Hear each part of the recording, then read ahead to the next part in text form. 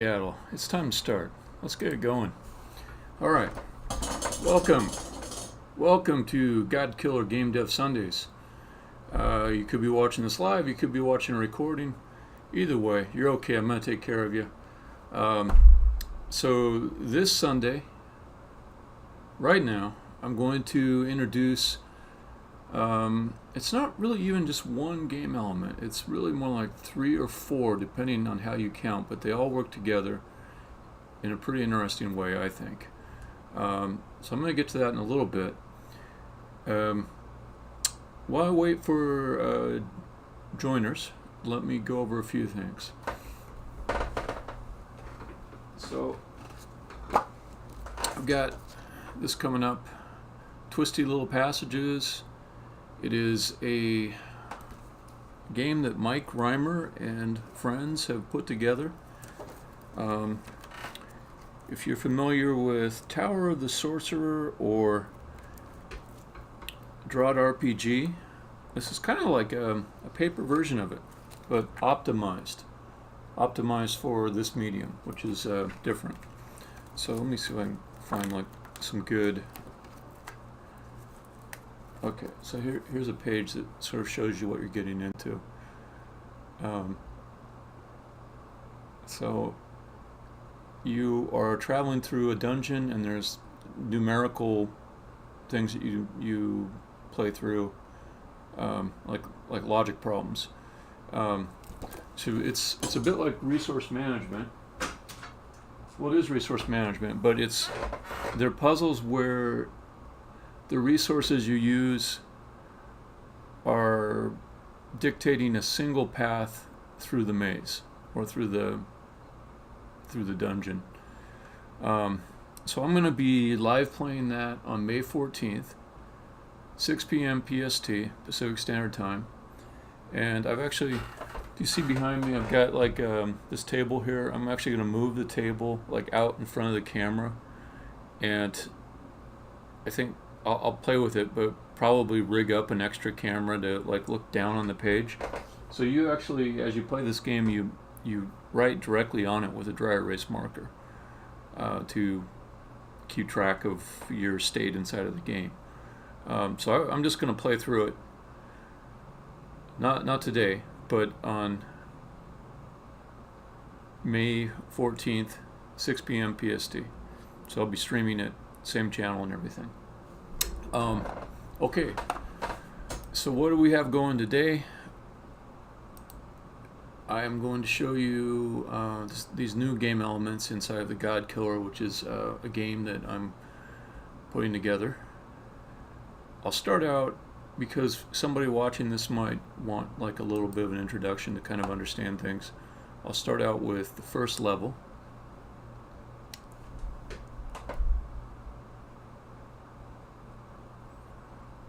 And let me switch over to that view.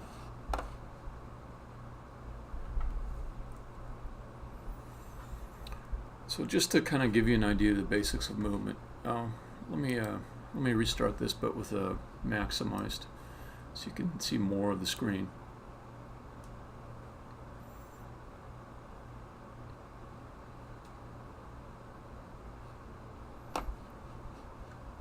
Okay, so I want to maximize the screen when I play it.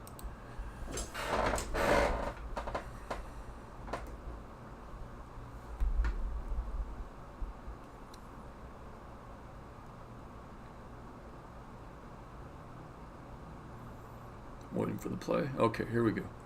Now it's always kind of slow when it starts. No, I guess it's not doing too bad. There's some CPU fighting with like the video encoding software that I used for the stream, but it seems to be going okay. Okay, so I'm playing through this same first level I showed earlier, just in case somebody doesn't know like the basics of the game because they didn't watch some previous stuff. It's a top-down view. When you press buttons, when you press like movement up, down, left, right, your guy, your character, M is actually her name, moves entirely into the square. So it's not like you move up, and then she like slowly, gradually moves into that square. Everything is based on your location inside these squares. That's why there's like a grid cosmetic to it that's pretty pronounced, because I want it to be clear which square you're in and what square other things are in that you interact with. So M can walk up and down steps. She has this other ability called flinging. I hold down on a shift key and I push in the direction I want, and M will fling all the way in that direction until she hits a wall. So I can move around the level really fast by issuing those fling commands. And it doesn't matter if it's miles away, whatever the thing is that stops the fling. She will travel there in just one step or turn, no matter the distance. So it's very pure that way. Okay, so let's move M to the next level, which features the blocks.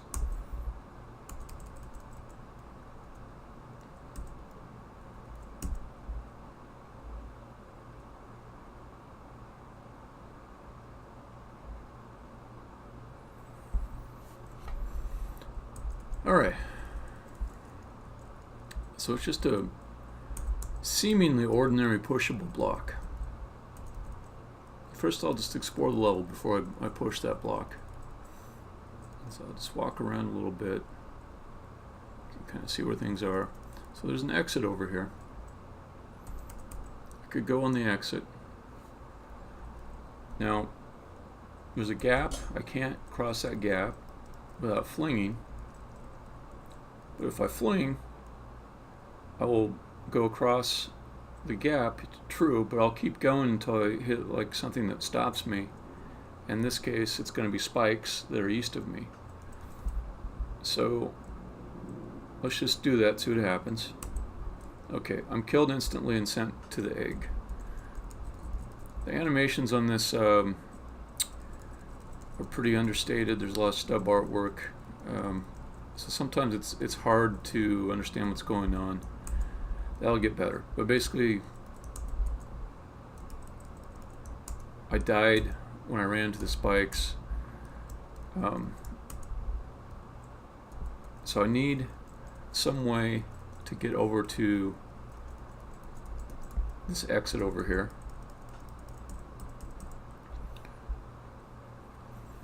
Now there's a gap here. One way to cross is by flinging. We've seen that sends M into the spikes and she dies. Another way to cross it would be to move a block into this little crevice so that M can just step across. So this block will be part of that solution. Now when I push a block, it's similar to flinging. It will move the block all the way in the direction I push until it hits an obstacle. So if I push it, it flew all the way west, it smacked that wall or that column off to the left, and then went down. Okay. So I can keep on pushing it.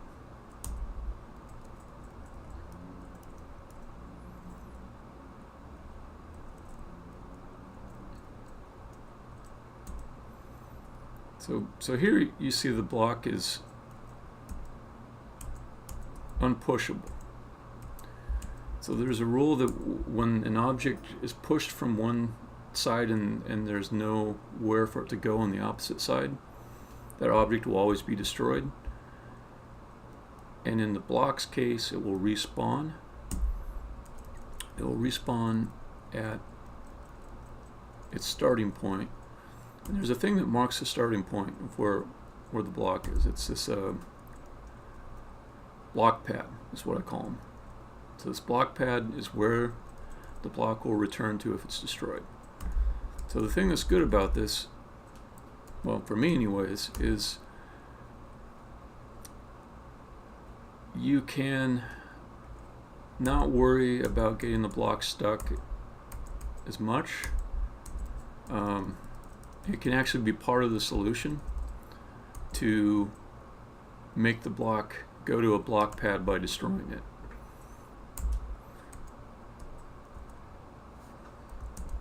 Also, you can stand on top of blocks. But I can't step up onto it because that's basically it's the same motion as pushing, and so it'll be treated as a push. So it is a property of like 1 square high walls that M can walk up onto them, but she can't walk up on the blocks because that same action that you would normally use to step up on a 1 tall high wall is also the same action that would push. And so I guess there's ambiguity there, and I didn't want to add an extra control to allow you to specify one or the other. Okay, so let's explore the solution a little bit. Okay, I know that if I push the block west, it'll get stuck. I can push it east instead and see what that looks like, and that's actually lined up with the crevice. Pushing south would get it stuck again. So really I want to push north. Okay, so you can see the block is there, flush against the wall. And because it's 1 square down, it's treated just like a simple step. And I can step back up because it's only 1 square difference. So you can kind of see the block is not flush with the top of the crevice. It's just down one square. But that is enough to allow M to cross over.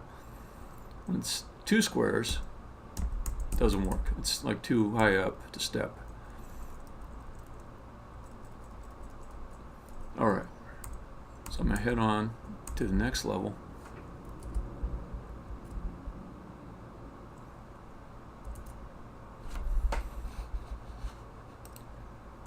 By the way, for the people that have joined and are listening, I would like to maybe do like a group solving thing for some of the upcoming puzzles. Or if anyone wants to jump in and try one of these, you can do it just by giving some commands on or suggestions on what I should generally try. And I can definitely do that. Alright, so this level is a little bit different than the last one. So there's walls again. These are walls, right? These ones you can step up on top of because they're just 1 high. There's the blocks. There's 2 blocks now. So again, I can push the blocks off of the block pad, and if I destroy one, it goes back to the block pad. Now the rules are not that the blocks would go back to the same block pad always. They'll go the closest one to them that's of their type. We'll get into block types a little bit later. So another thing I wanted to show with this level is that if you push a couple blocks together, they both push. So you can push as many blocks as you want.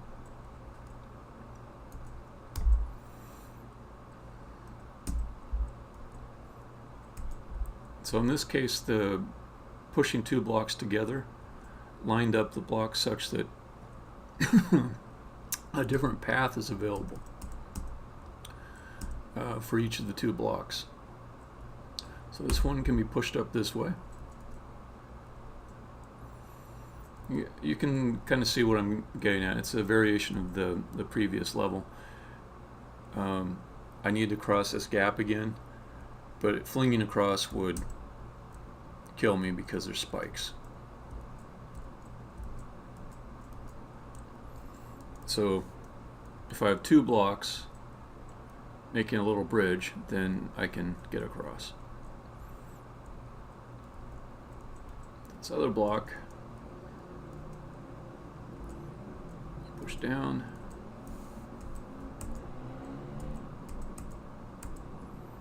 go up here, and it should be positioned correctly.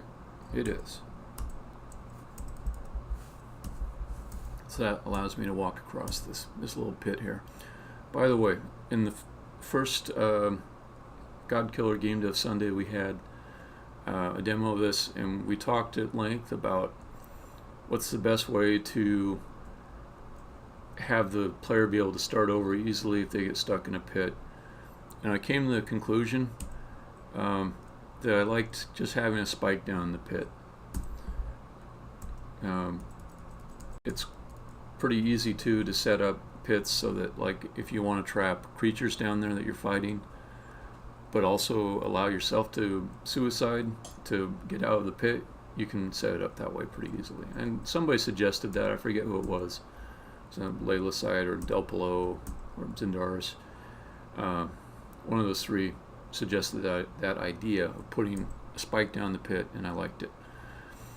So yeah, let's go on to the next level.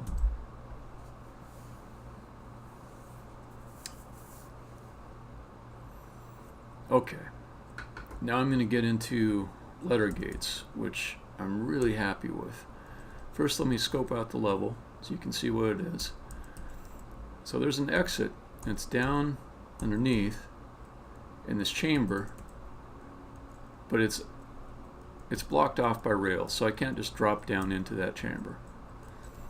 There are two block pads up here, one for N, one for O. So this is the first time we've had the concept of block types, but basically a block, if it has a letter on it, it will go to the block pad of the same letter if it's destroyed. And actually, the block pads that are empty, empty blocks go to empty block pads. I mean empty, like instead of having the letter on it, it's just blank there. So I'll go down the steps here. Check out the level underneath.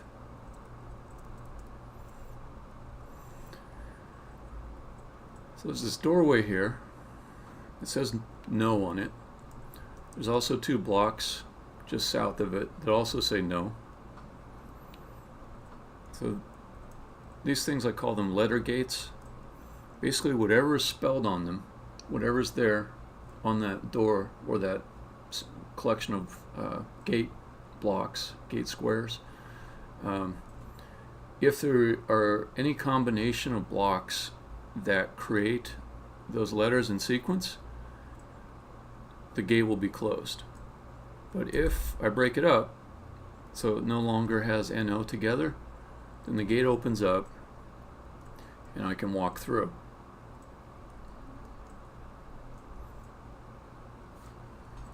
So that would be the way to exit the level. This is kind of like a bit of a playground level, so I'll just show you a few things. So if I put this back down so the N and O are together, gate closes. If I shove them this way, gate stays closed because N and O are still together. If I destroy one of these letters, it opens up. I'll destroy the other one so I can show something else. And when I destroyed them, they went to those block pads up at the top. Okay, so you can spell out the letter on a gate in three directions: north to south, west to east, or up to down. I'll show you up to down. So there's the O that I just shoved off, and it's down there at the bottom. Now I'm going to shove the N south, and it will follow the same path as the O, but it'll crash against the wall and it'll stack on top of the O. So I do that. I have NO. The gate's closed again because these two blocks together spell NO vertically, going up to down, top to bottom.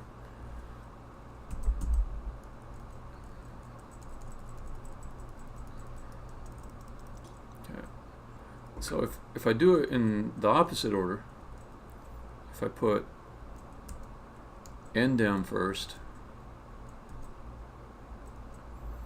I'll destroy O, it'll pop into the block pad again. So there, it looked like I swapped positions with it, but it's because of the lack of animation, it's a little hard to see. But basically, pushed O, and then I pushed it again west, and that destroyed it. We'll have an animation of you know, some crate thing splintering later. And then once it's destroyed, it rematerializes it with the block pad. Okay, so I push O on top. So I spelled not no, I spelled on. Meaning that, you know, if I went in the direction, the downward direction, it would be O-N and not N-O. So the gate is open, despite the two letters being together that could spell no. They're just in the wrong order. Now with these things that are stacked like this, if I push against the block, the bottom one flies west, or whichever direction I push. Okay. So anyways, that's the properties of those. So this level and the next one are about letter gates. The next one has a proper puzzle in it if anyone wants to give it a shot.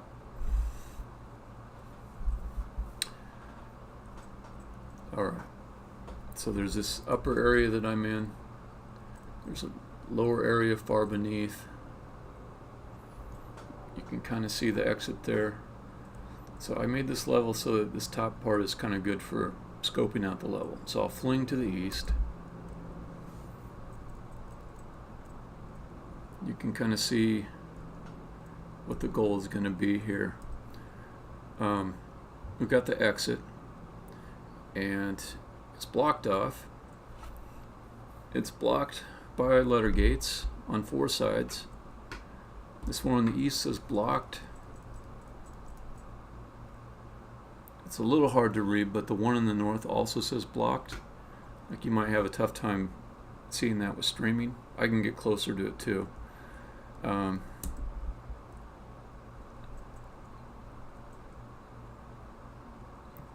It's kind of hard to see because it's just off the edge of the screen, but the west letter gate says blocked. There you can see it better from this point of view.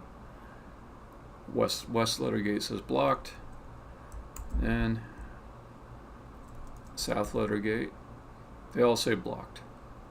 So all 4 of those gates all spell the same thing. I know that because those gates are closed, there has to be blocks somewhere that are spelling out that same word, and there are. It's these blocks right here. So these blocks here, by being positioned to spell out the word that's on these gates, is keeping these gates closed. I want to get inside so I can go through the exit. The obvious thing to do would be to break up those blocks that say blocked. Question would be, how do I get to them? So it's too high. I mean, it's like 2 units high, 2 squares high, which is also TOO high as far as stepping goes. I can't get up there. So it looks like maybe I could get over this platform.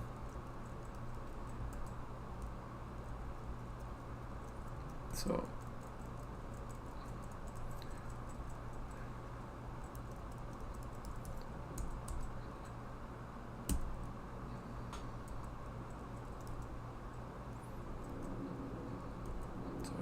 So this mid-level platform here, it's also two squares high. So it's at the right height for me to fling over and land on this other platform. It's also 2 squares high. The platform with the blocks is too high, but it's got nothing to catch me. So when I fling north, I just kept going past it. I wasn't able to land on the platform.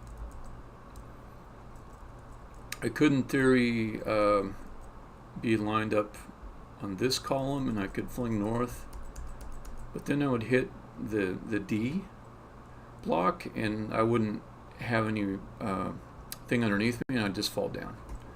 So that would also not get me onto the platform. I could go along this column, could fling north from this column, not only would it not catch me, it would also kill me because there's spikes there. So I would get punctured as I flung through the spikes.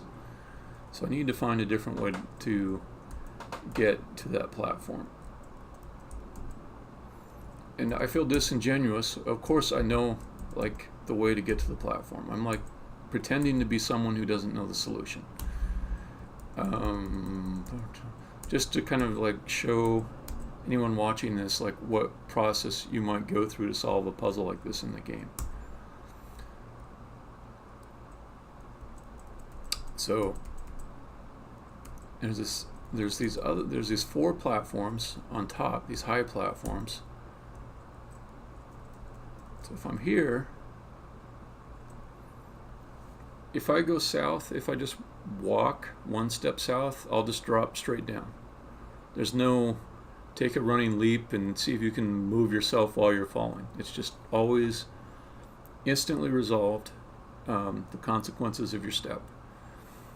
So I go down, I've just gone straight down. There's no hope of me like somehow drifting over this platform by falling down and moving at the same time.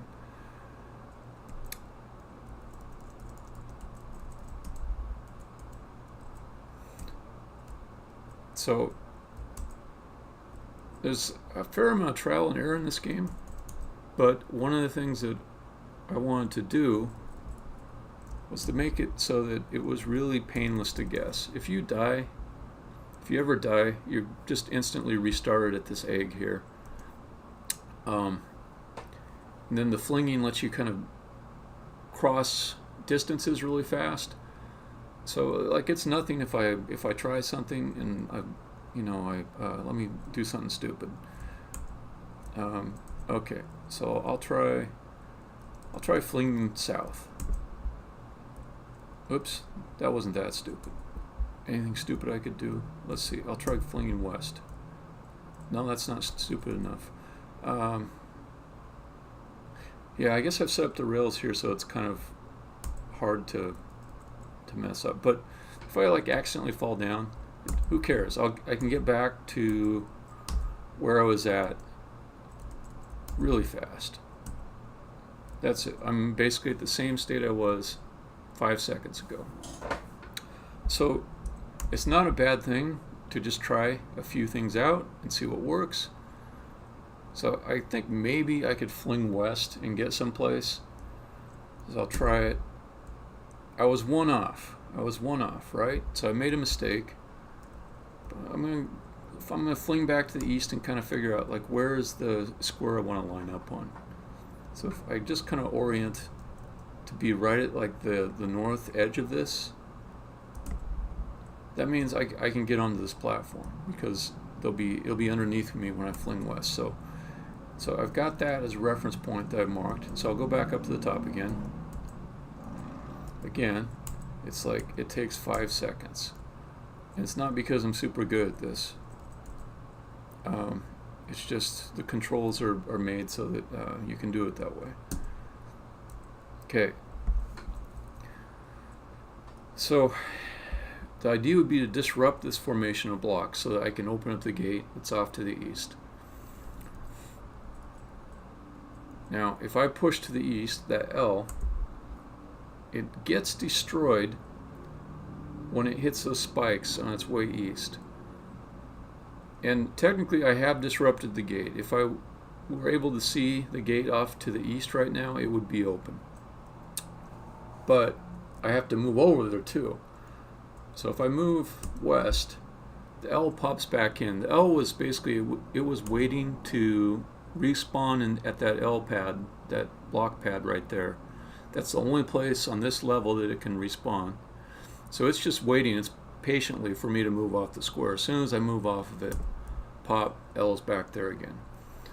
Same with all these other ones. Each one has underneath of it a block pad. So I can push the blocks east, but they get destroyed and kind of reset. I can't push them west because there's spikes there. So as soon as I go west, I die. I hit the spikes, right? I'm trying to show like how painless the mistakes are when you make them. Because look, I'm right back where I was even after I did something stupid, right? So I can't push the blocks north because there's no place to push them from.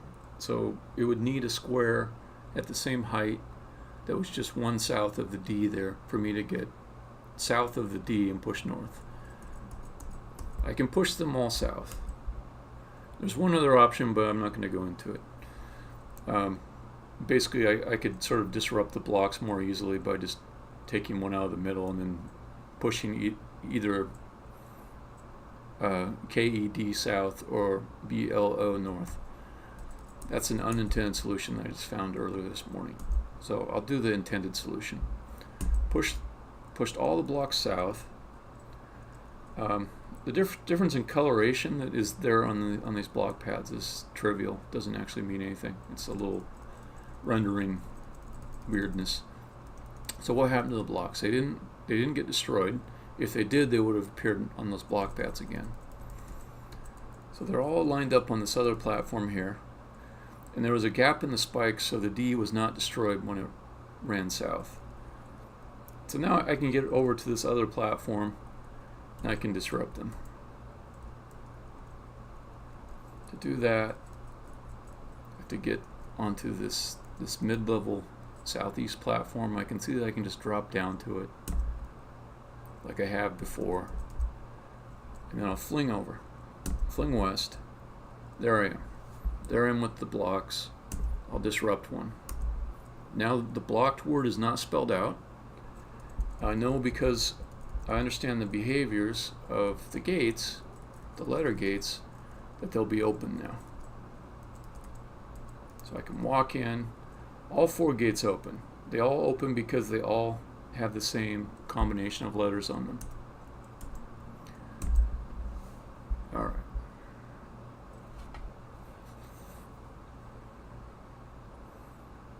Okay, so now I'm on a level that I made just one change to it about 15 minutes ago, right before the stream started. And I'm not sure if that change will allow it to be solvable or not.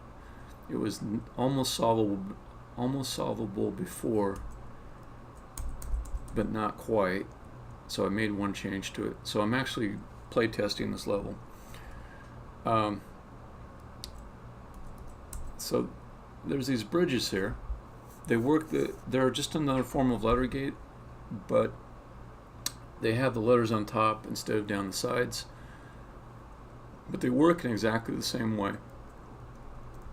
So right now they're open. You can see because they're translucent. If I step onto them, I'm dead. I fell an infinite height. And whenever you fall an infinite height, you die. If you fall a finite height, you always live. Okay, so the idea here is to, instead of disrupting word formations, to open up a gate. We want to close gates by creating words. So I can see that I have access to 3 letters, RWA, and I can spell out war. I can't spell out warden, I don't have the letters for it. I can spell ward. No, I can't, I don't have the D. I can spell raw. I can't spell drawn, so I don't have the D or the N. So first thing would be, let's try one of the 3-letter words, since I have access to 3 letters right now. I'll put the R there.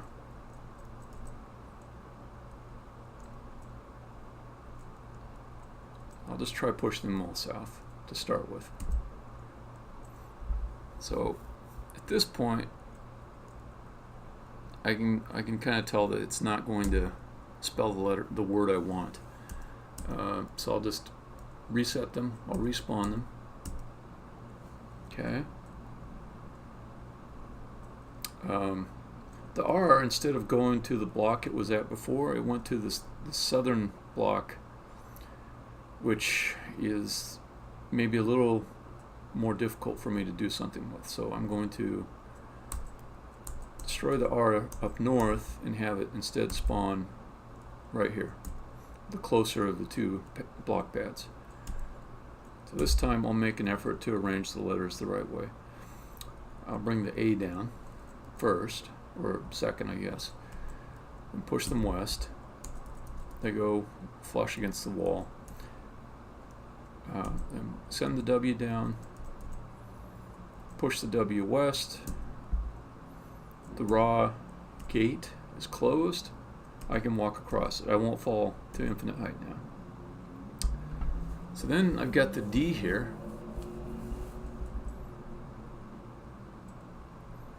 And I can push the D into play. Let's go like that. The trouble is that when I pushed it up, it opened up the bridge that I had just made to come over. The reason why is because I knocked the W out of the way when I tried to put the D north.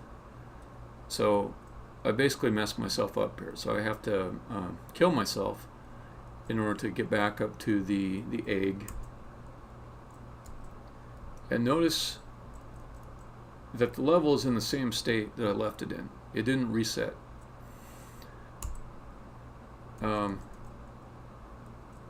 So arguably it was helpful for me to kill myself, because, or I'd say arguably that was a good solution, because I got the D letter and then I killed myself, and that allowed me to come back to this main area. So it was just kind of a minor setback to be stranded off on that island to the south. So then what next? I could go after war, but what's over there? There's like this guy that I could fight. That's not that interesting to me. I'm wanting to eventually get Warden spelled out so I can go off to the exit. Could I just fling off to the exit? No, I can't. I have a check that is stopping the fling because it would have me go off the edge of the board. I actually want to change it a little bit later, so it just allows you to kill yourself that way. But for right now, it's just stopping me from flinging because there's nothing to catch me. So you can't quite see the northern edge of that island where the exit is, but there's nothing to catch me. Okay, so what else can I spell? I can spell ward. That's the next thing that I can spell, that I want to spell. So just to make it simpler, I'm going to reset all the pieces to their pads. Alright, so I'll try spelling it the same way I did last time.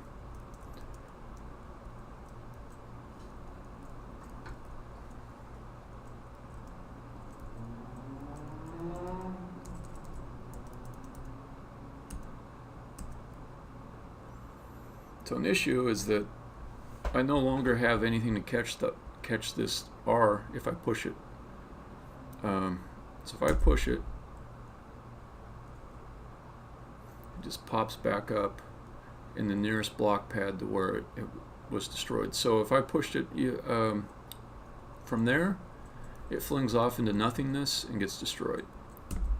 So it's destroyed now.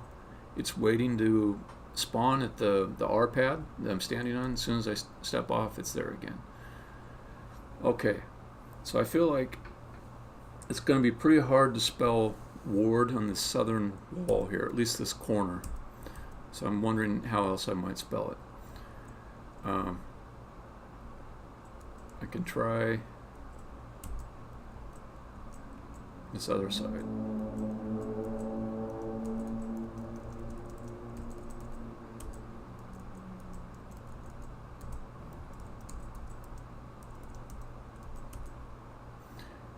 And by spelling ward, I spelled war at the same time. So, well, I haven't spelled ward yet, but you'll also see that after I do, the war bridge remains open. So this guy is going to come attacking me, but I'll just knock him off. And where did he go? he went up to that egg that's up above us, but he's just going to stay stuck up there. If I die, I'll see him. There, I'll go ahead and die. So here I am upstairs with this guy. I'll knock him off to infinity again. He's up here still. So I'll just leave him up there. That's a good place for him to be. Out of my hair. I'll do D. That'll spell ward. You notice war bridge remains open because the letters WAR are also in ward. So now I can get in.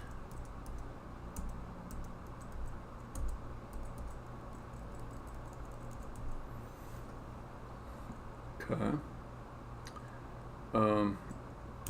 This isn't in the right order, so let's just reset these. See if I can just spell out drawn.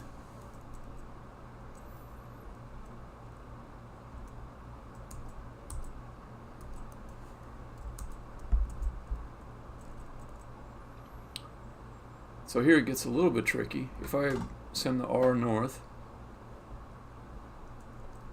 it's not going to be in a good place. So I'll show you. So if I send it north, there's not really any way that I can get underneath the D. So I'm going to reset that. See if I go that way. Basically there's no way I can push it at this point. I can't get it back south to where it needs to be. So let's reset the R.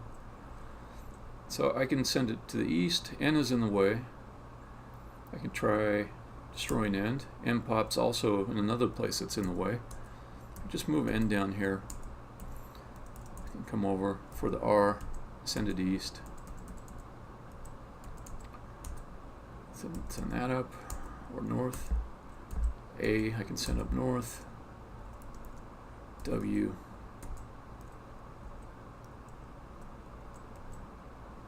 Okay. Notice that raw was spelled out too, so the raw bridge closed or formed.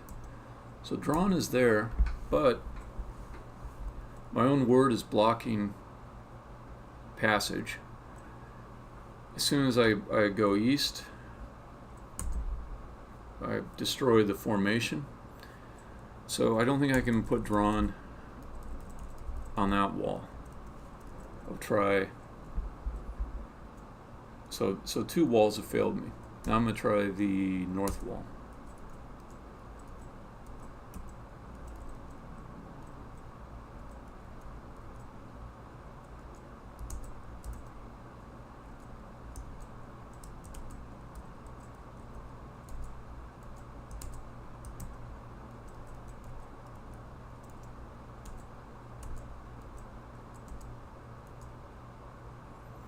So that's no good. In fact, I don't even know why I did that. Okay, put the W back there. Then I can come up over here. I can get the N.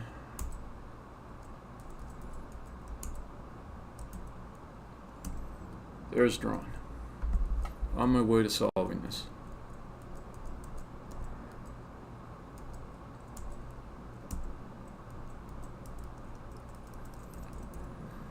Okay, and this is where I had to make a change because I couldn't solve it until I made a change. I added an extra pad, this R pad here, to see if that would help me solve it. So I'm going to go off into unexplored territory. Spelling warden.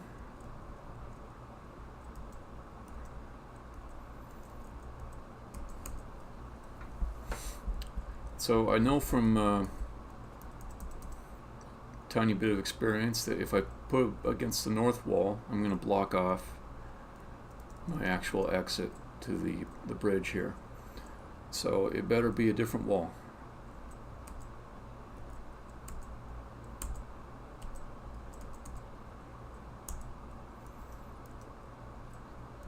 Try the east wall.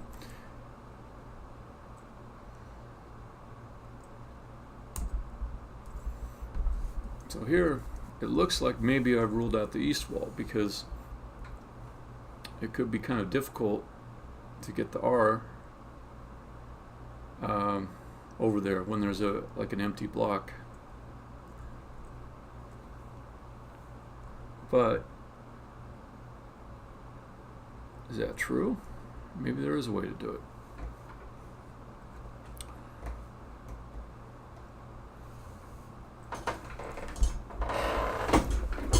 Because I can do things like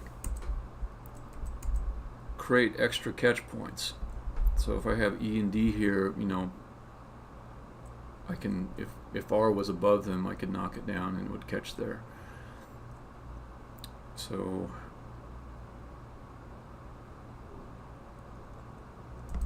let's try this. Put D down there, N there. Then I can take R south,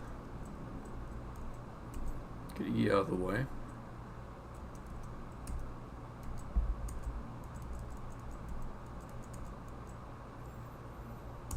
And I'm slightly proud of that.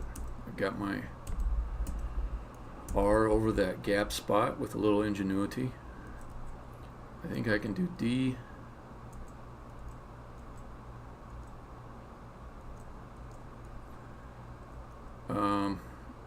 Can I do E though? E looks tricky. So I can do E with a similar trick. Instead of putting D there right away,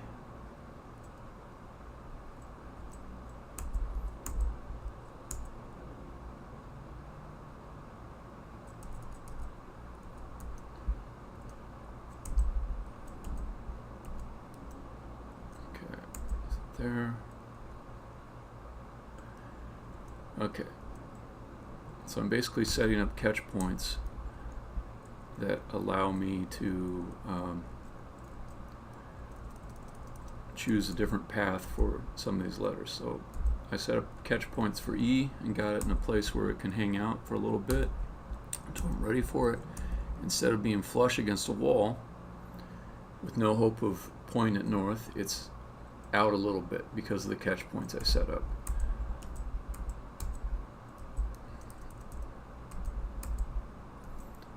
So it's solvable now. And the other thing I noticed is I don't think I depended upon this extra R pad up here. So I could potentially get rid of the R pad if I wanted to make this harder.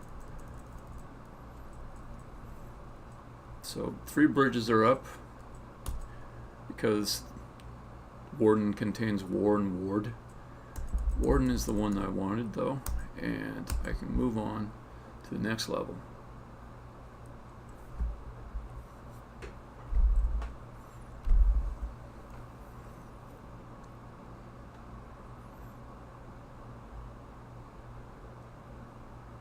Okay, so in this level I'm going to show you some new stuff about stacking, how stacking works. We've got 8 S's there, and also a puzzle solving technique that depends upon the behavior of the block pads. So first off, if I fling off to the east, I go quite a distance. I'm way on the east side of the level, and just exploring a bit to scope things out. That was some craziness right there. Okay, so there's the exit. That's where I want to get to. Alright, the arches are cool, but if I don't create them the right way, they make some ugliness for walking underneath them as the camera sort of ducks under them. Okay, so there's another bridge here with the word yes. I've got 2 blocks here, Y and E, which could be used to spell yes. There's some stairways, some stairs to go up to that bridge, which is now open and will not support me if I try to walk west. What if I just fling over there? I flung a long ways. I flung all the way back to the beginning. So that wasn't helpful. So here's all the S's that would make up the yes. So the question is, how would I get them off to the east? First off, let me just show you a little more of the level. It goes very far to the east. Very, very, very, very far.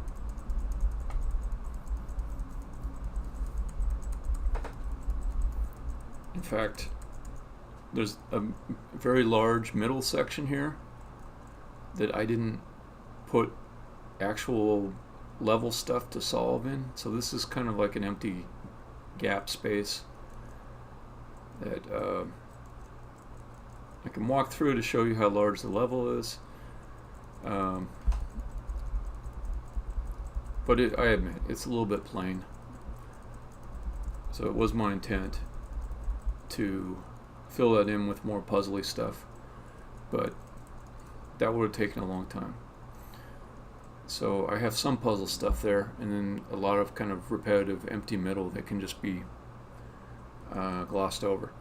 So to get that bridge to form and to allow M to walk over to the exit and win, I'll need Y and E, and I'll also need all those S's. So I'm going to go back and look about getting those S's. Well, first let me try something else. Let me see, could I move the Y and the E west? Because it might be simpler to just move 2 blocks than move all 8 of those other blocks. All I have to do is get the letters together and get them spelling the word in that bridge will form. So I can kind of see that, at least immediately, the Y is not in a position where I can get it through one of those 2 gaps. So I would have to get the block through one of these gaps. So I'm going to look around just a little bit more, see is there some way to line up with that. Well, the block would have to be along this row. It'd have to end up along that row, or this row, in order to be pushed west. There's one other way it could get over there. It'd be if there was a block pad that I could get these blocks closer to that match their letter, but there's not. So the Y block pad's here, the E block pad is here, and there's no block pads off to the west except for the S. So from this exploration, I conclude that the Y and the E cannot be moved west to join the S's, that I'll have to bring the S's east.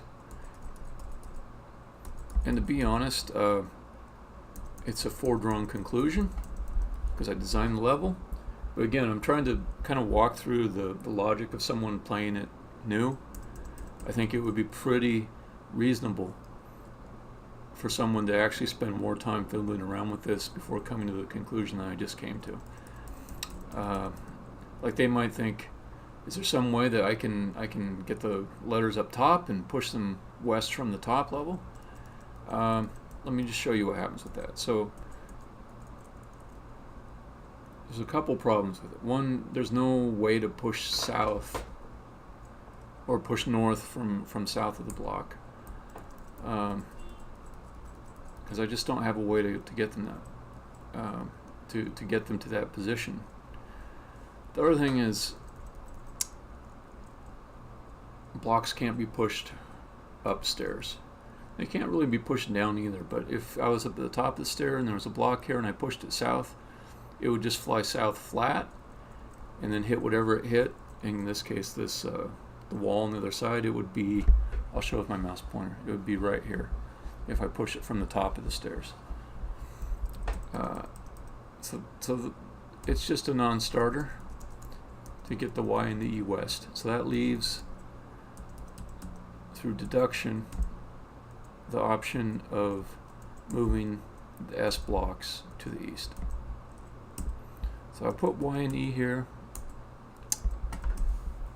is perhaps a staging area for my word. Maybe it can be spelled out along the south wall. So flung myself all the way back west.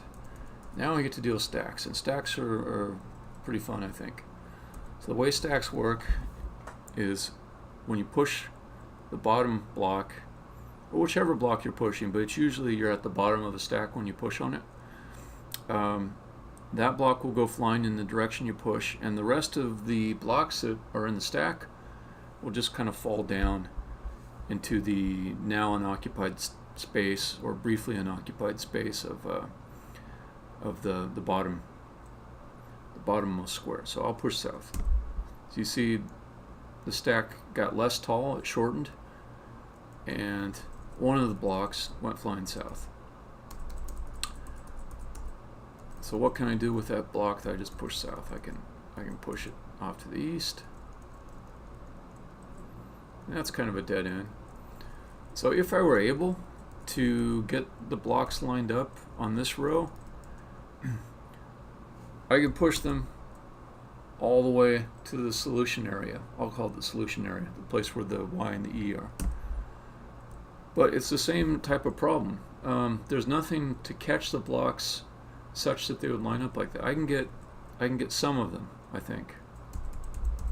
So I'll just knock all of these south, and you can see. Let's see, I can knock that one, and then I can knock this one. I can get two off to the east with that technique. But there's nothing to catch the rest. So I have to do something else to move them to the east. I can't get them through that gap. So there's another S block pad just to the east. And the rules are, when something's destroyed, when a block is destroyed, it will go to the closest block pad that matches its letter. Now, because of a little rendering lighting issue, this block is not showing the S on top of it, but it is an S block.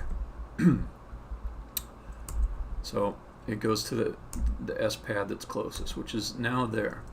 Now if I come back over here and I destroy one of these, it's going to go to the closest one, which is there. But I can get them on an eastward journey by just getting them closer to that S pad that's off to the east,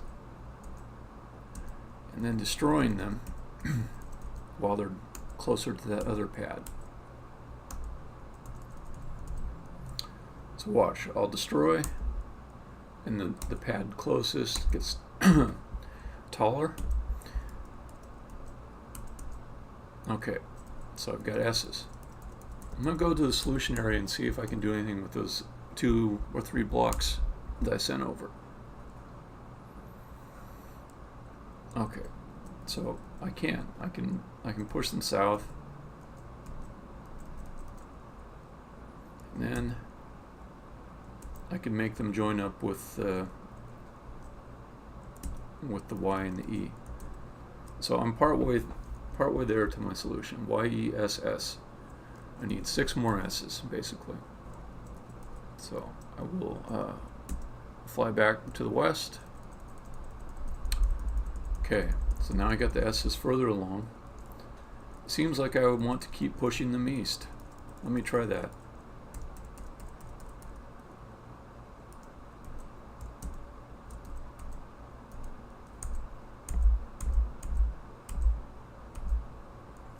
Okay.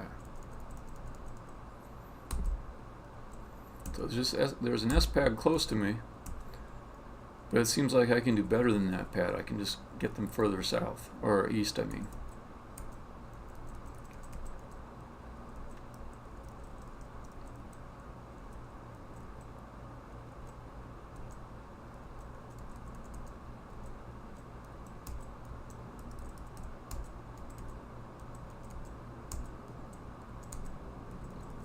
Okay. So let's see what happens with this. Okay, send a bunch of blocks east, and there is another S pad here. So I will go ahead and destroy these to make them go in the other S pad.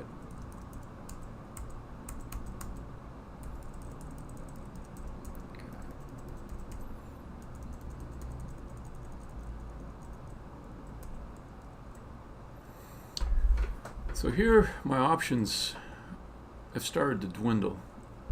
What can I do with these S's? I can destroy them and they come back. Sorry.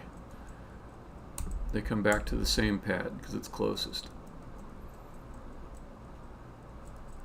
Pushing them in any direction but south just is not really helpful. So I'll try south. Okay. So I did get a few more blocks up on this sweet little row here that corresponds with going all the way through. So I'll send that one there. That one there. Okay, so let's see what that looks like. Oh, okay. So I might have picked the wrong row. That's not the end of the world though. So if I had picked the other row that was up a little bit north, then it would have gone all the way through into the solution area. But I picked the wrong one. That's okay though, because they are much closer, and I can do something else with them later, I think. So let's head back. Okay.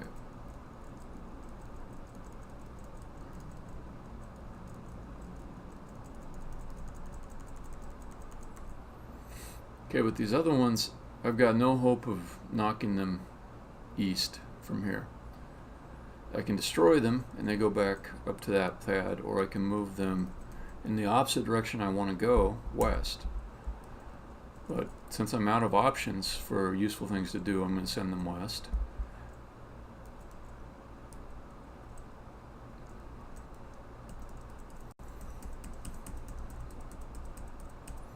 I can see the pad that they'll spawn at when I destroy them. So I'll send them there. So that's fine. It did send me backwards a little bit, but no big deal. Okay, so I know that from just a little bit of trial and error that this top row goes to the solution area.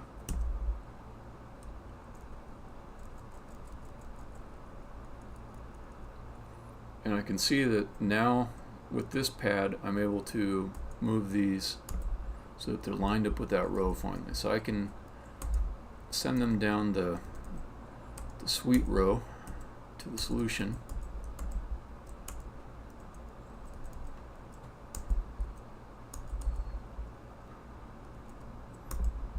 Okay, then I'll follow them, same path.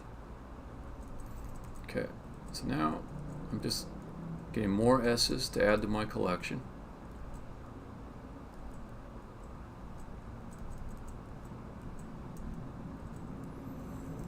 Do I have enough yet? I doubt it. I don't. So it's S, and then again there's a rendering lighting problem with the models here, but these are S's too. So I need 3 more S's, and I know where they're at. So even if I had pushed these 3 S blocks, I know they're just dark blocks, but they are S blocks. You can kind of see down here, there's an S on them. Even if I had pushed from the top row, I would only have been able to send one of them that way. So let me do this. I'll put them in a stack at the nearest pad, and I'll see what happens if I send them. Well, let's think about my options. I can destroy them. They end up at the same pad. There's nothing, nowhere new for them to go. Send them south or east just sends them against a wall. I can go north and west, or I can go south and west, or not south. I can just push them west if I want. So what's to the west? There's a wall here. Okay, that would make me come back up this way, and I'd kind of be back where I was. Let's see what the northern path looks like. So they'd come up against this wall, fling west. Okay, so I went in the opposite direction I wanted to go, but there is a new S-pad that has not previously been used for anything here. So if I bring them over here, I know I can get them stacked up in that S-pad. Question is that advantageous to me? So from the S-pad, there's only one direction that can be traveled, which would be east. So what does a fling east look like? Solution area. So that should be a good path.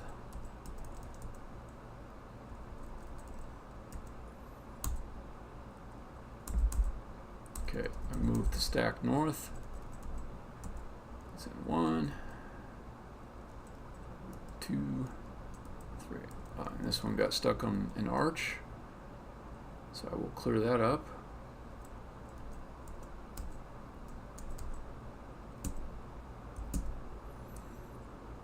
Okay, 3 blocks here. I'm going to destroy them so they stack on the pad. And I go in and I knock them east. Bam, bam, bam.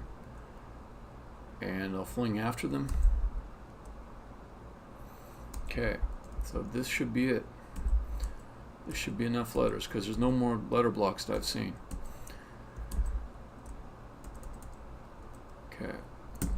Okay, so that is a big yes, and the gate is now closed, or the bridge is now closed, meaning it's solid and I can walk on top of it. So what does that give me? Access to the exit.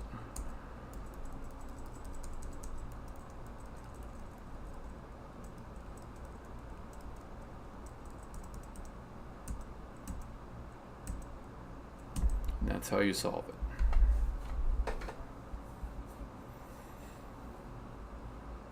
And it's going to load like some other level right now that is one we already saw before. What I'm thinking I'll do with this last hour is design a new level with the letter gates, since I had quite a bit of enjoyment this morning working on them, and I see lots of potential with them. So I think that's what I'll do next.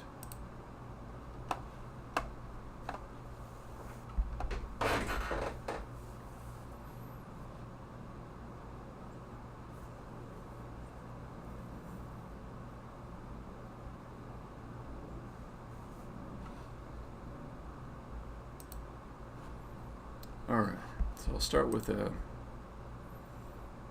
empty template.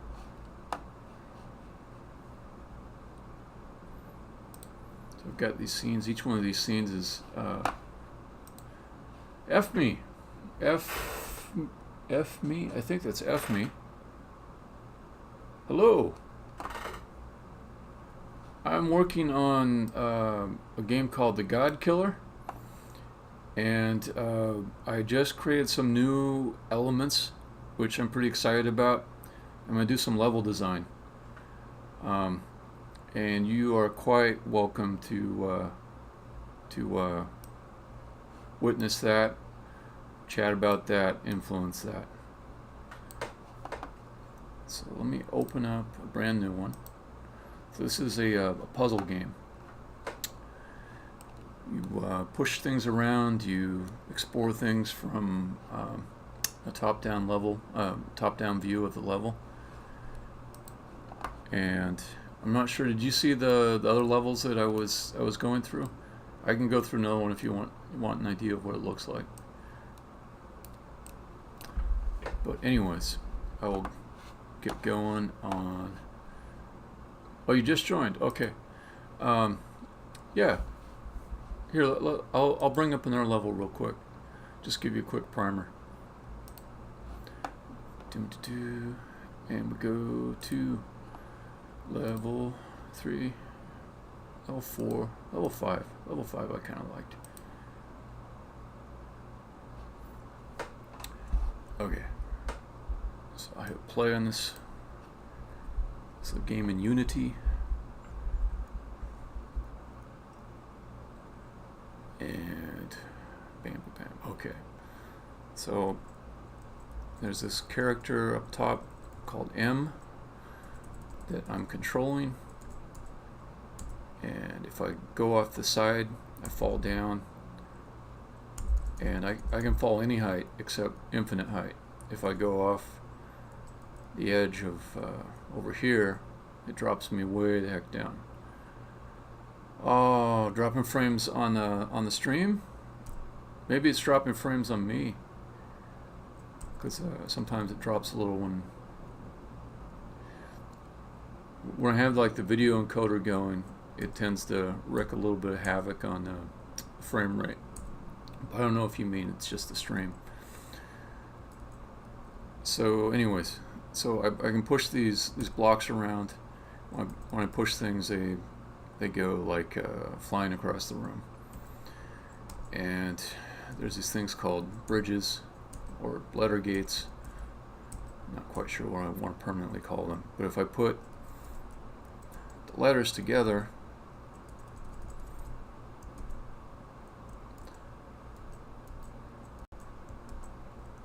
to spell word,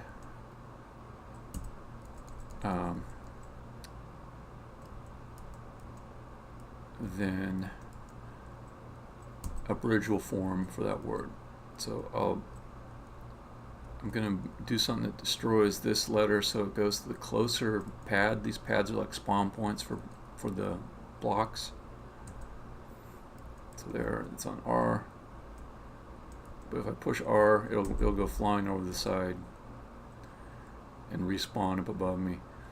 So I have to kind of figure out like where's a good wall to set up a word. So I can push it off to the east, and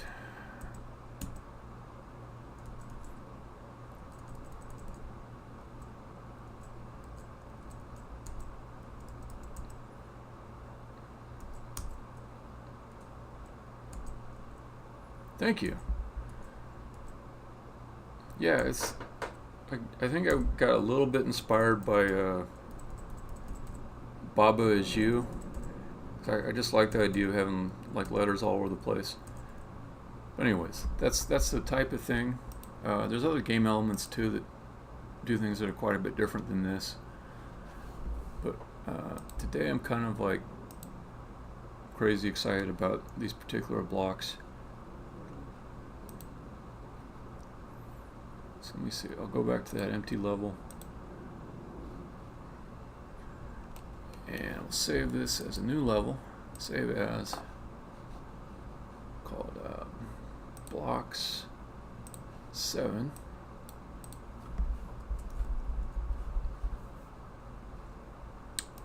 Okay, well, thanks for joining. Get some sleep. Sleep's important.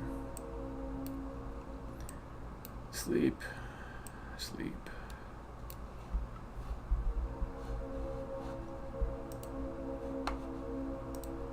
Boom.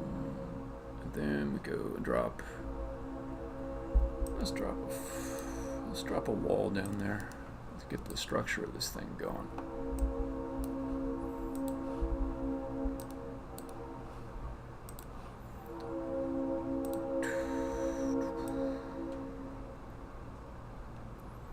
F me, nice to meet you.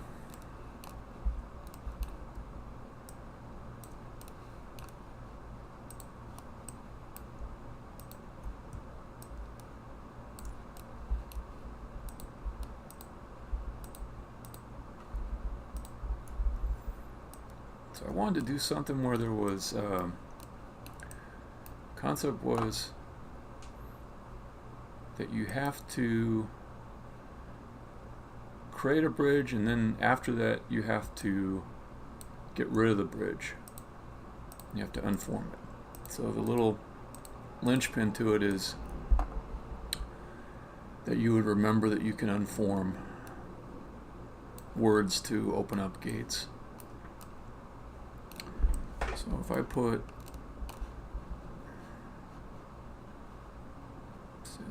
blocks. Put letter gate up.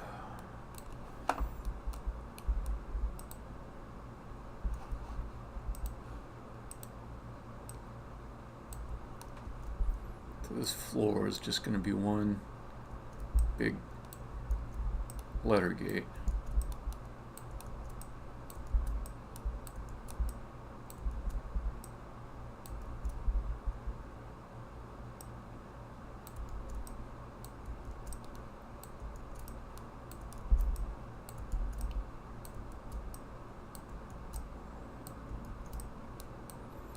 No, this is not Minecraft.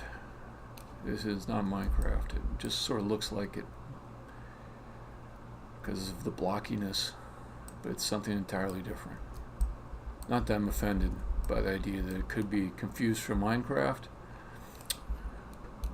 but I'm just warning people that might look at it and think, oh, it looks like he's doing Minecraft. No, it's not Minecraft. It's not Minecraft. Don't be confused.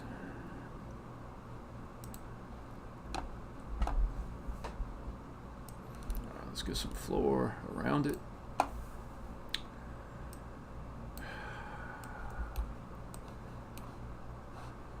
It's not Bob Ross. I'm not Bob Ross. Sometimes I have a certain demeanor.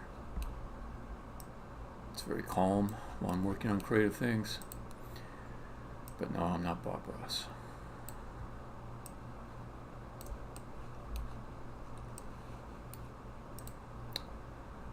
And let's just make some fluffy little clouds. No, not clouds. Let's just make some fluffy little floors.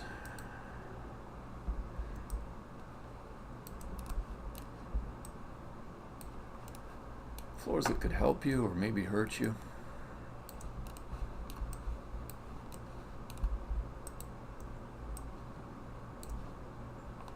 Floors that generally support you, but sometimes don't. So this will be not supporting you. Initially, it'll be open. I need some kind of word there. Just get a good word. About free.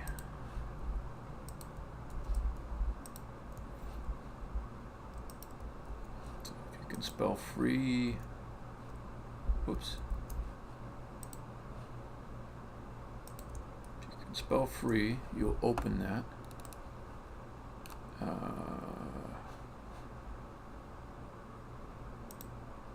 I've got one extra space, so I'll do freed. Okay. I mean, I had an extra space by my counting because I felt like the word should be centered. So initially, you don't want to go down there, so I need to put a reason not to go down there. That would be spikes. Spikes. Spikes. Spikes mean death. Spikes. In real life, are spikes bad? Kinda. But not as reliably as in my game. Spikes are always death dealing, but death is not always bad. So if I think about it, spikes even in my game are not always bad. Sometimes you want there to be spikes. If you land at the bottom of a pit and there's nowhere to go, you could kill yourself, and that would allow you to get out of that pit. And killing yourself in this game does not restart the level. So you might make progress, and then killing yourself could be part of that progress. Alright, so now this is suggesting an idea to me. Initially, it's a terrible idea to drop down here because there's spikes. But if we had another thing that could potentially catch you, some more letter gates, then there could be a different situation where you do want to drop down. And I can make another letter gate. I can do that. And I'm quite pleased to do that. It gives me joy to make letter gates.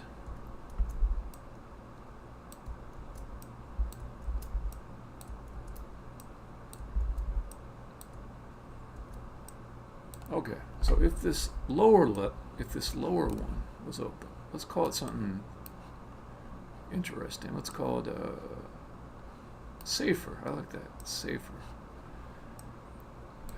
Safer.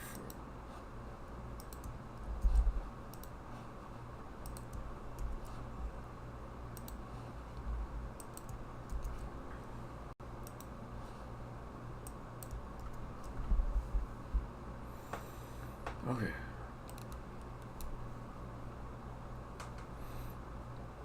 And the nice thing about safer is it's got some of the same letters that freed does. So there could be some blocks that could be used for either word. I think this is going to be the way to get to the exit. So let's make that path.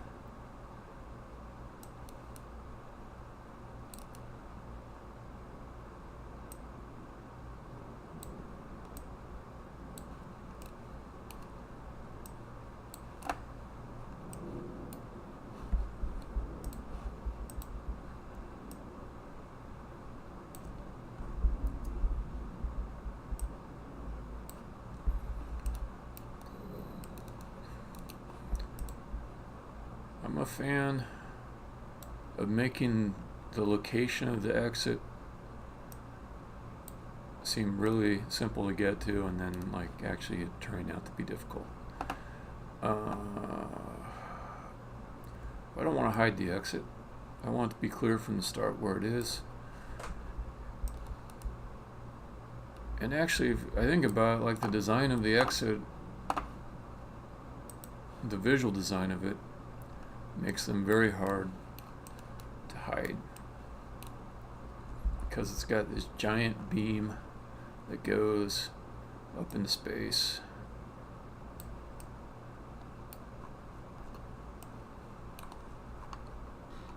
Okay, so let's move that. 3 and 15, 17, 16. There we go. So it's pretty hard to miss the exit, unless it's just way the hell away from you.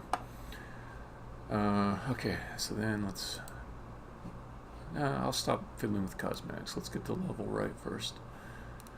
Okay, so I need there to be a reason to close the freed gate, because if there's no reason to close the freed gate, then nobody will ever mess with it. I do like this thing though, where you can look down, you can see freed, and you see safer underneath, and you see the spikes there too. So initially, if these two gates are open and you drop down here, you just die, which is fine. That would be what you get for not paying attention to spikes and being enticed by the word freed. Okay, but I want some reason for the player to close freed. It could initially just be closed. I could just have it be closed to start. Be cooler though if there was a reason to make it closed.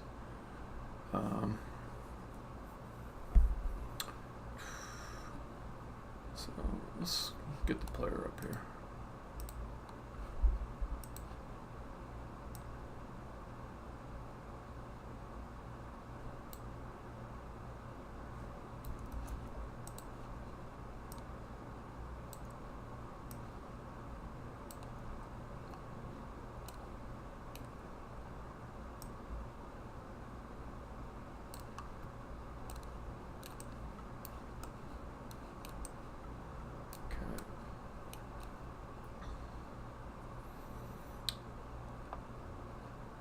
Oh, I know a reason. There could be another thing you could get to here without falling into the spikes. So if safe or didn't extend all the way to the end, and there was this like a little ledge. Yeah, I think that's what I want to do.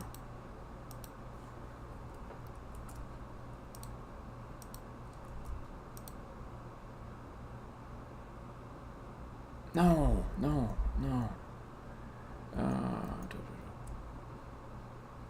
Okay. All right.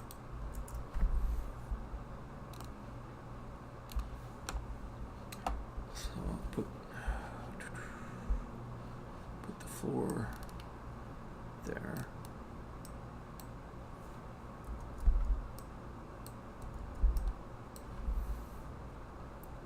And then I'm gonna have to carve up this lower area a little bit better so that there's some place you can go while you're down there. That should be fun. But also I want to prevent the player from going south without safety. And also, let's just call this safe now that I've got one less square.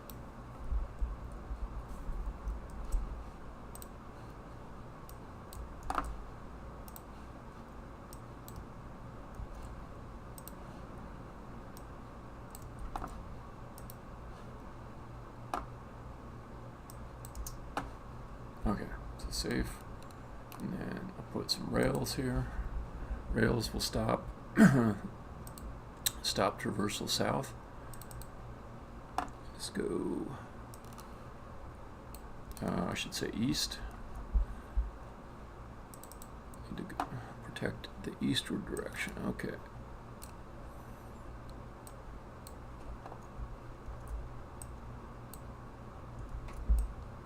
Okay. So that would make it possible for the player to drop there. The next thing I want to do is make it so they can go someplace and do something while they're there. Or do I just want it to be a viewpoint where you can just scope out the lower gate?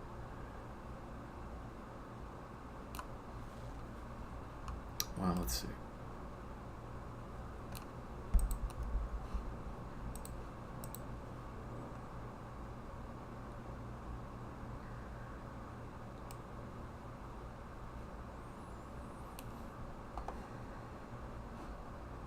I think I'll just redo this lower object. It's not going to be too hard. Delete. Top's still good. No, it's not. That's all right. Okay. Can fix that pretty easy.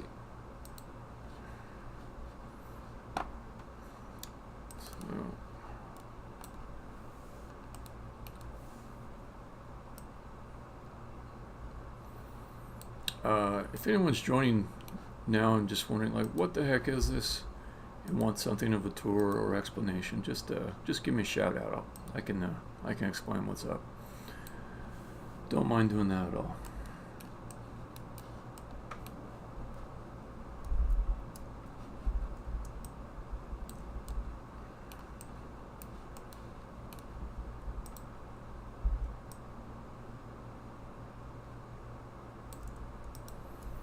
So I'm making a certain kind of puzzle.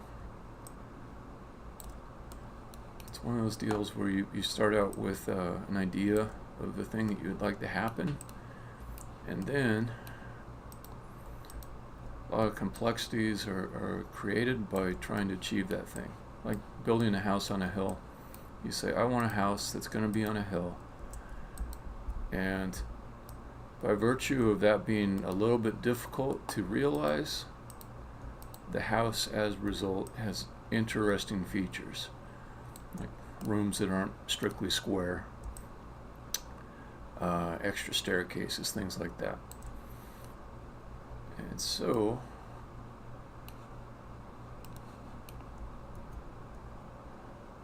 I thought, I want there to be one of these new letter gates that I created, I want it to be one that initially needs to be closed, and then the player needs to open it again.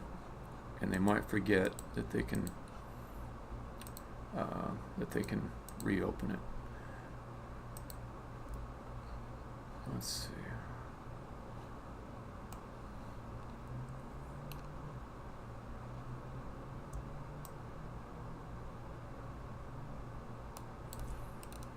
Now who knows, I might just give up on the original idea if I just find some other cool thing while I'm fiddling around with this. Because it already is kind of shaping up in a way that I like. Okay. So just scoping this out a little bit. So there is an area that the player can drop down to.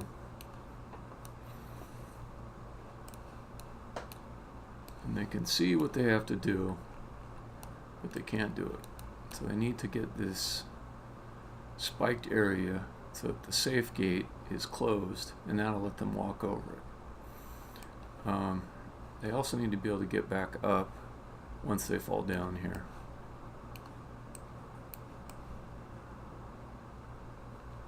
Okay. So let's put the floor back in.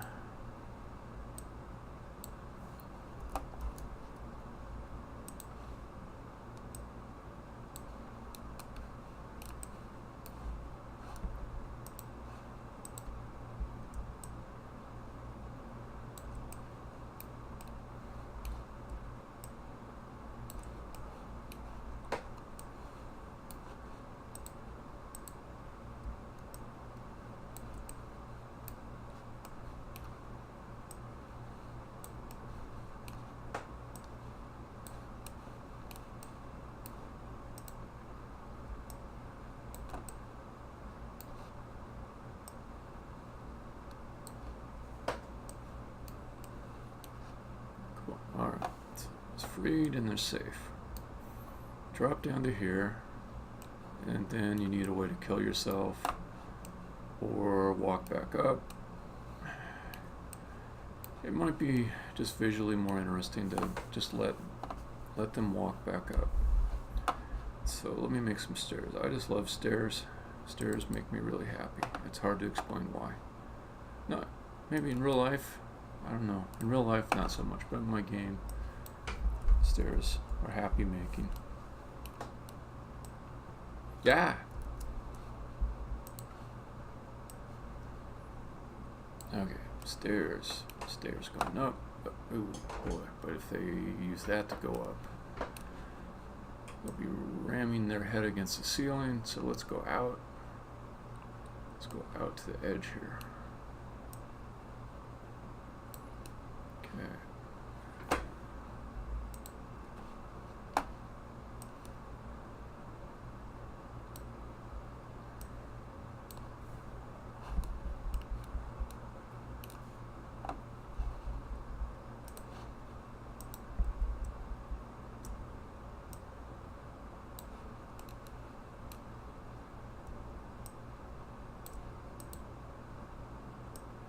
Yeah.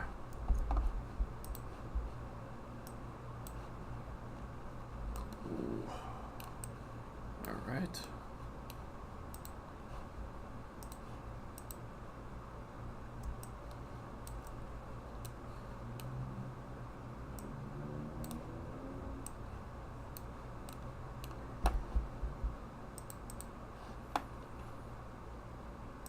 Stairs 2.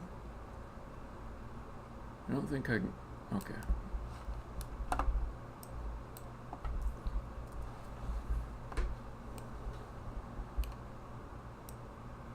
Dang it.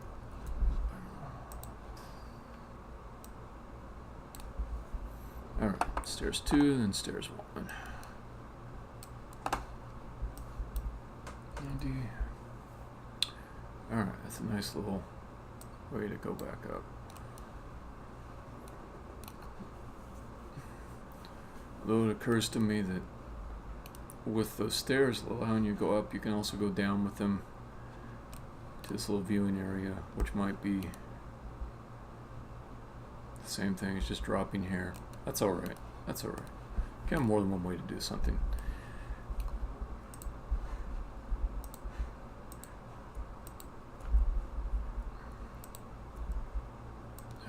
just make them look like good stairs, like stairs you could actually walk on. That's what I want to do.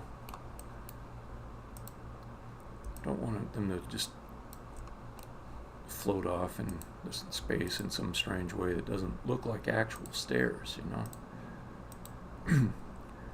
Need proper stairs.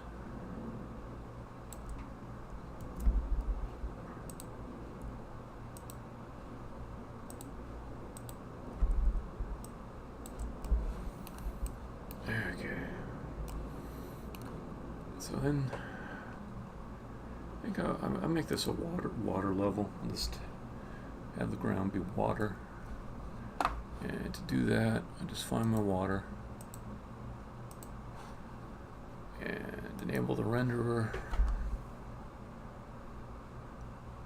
Oh, did I just lose? Did I lose my... Maybe I did. Okay. That's fine. Undo. Undo. Undo. Undo. Undo. There it. Okay. I want that back. Yes. Okay. So, can I just delete you and not the stairs? Sure I can. Can I bring the water back in? Sure. I can do water. Okay, then, so it's not floating. So it's not floating ridiculously in air. Let's grab the bottom of this and extrude it beneath the water.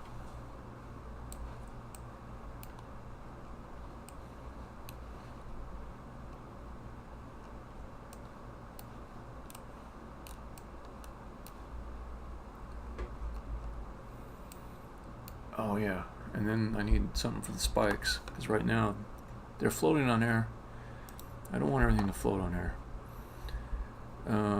Okay, so let's put a floor down here.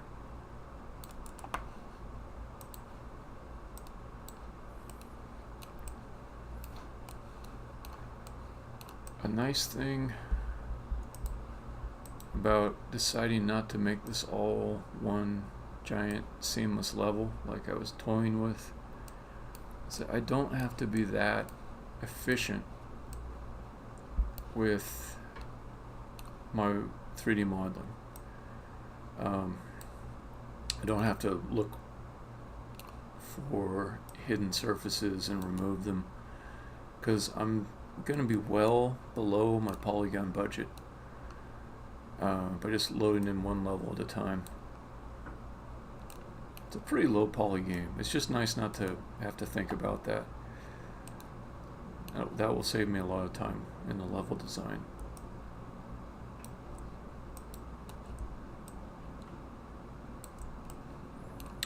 Alright, so now it's starting to look kind of okay. I feel like at some point the texture for this turned into something that wasn't very good.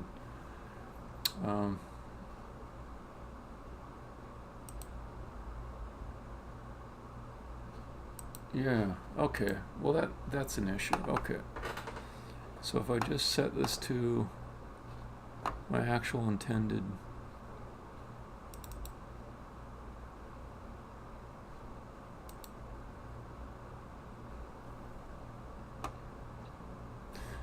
screw the water.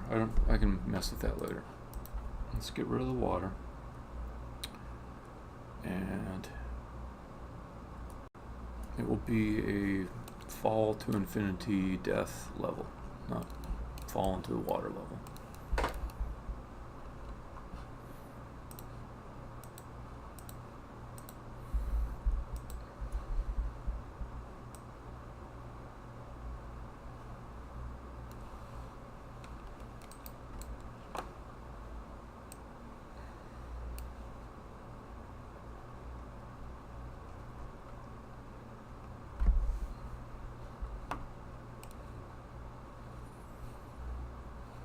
That's fine.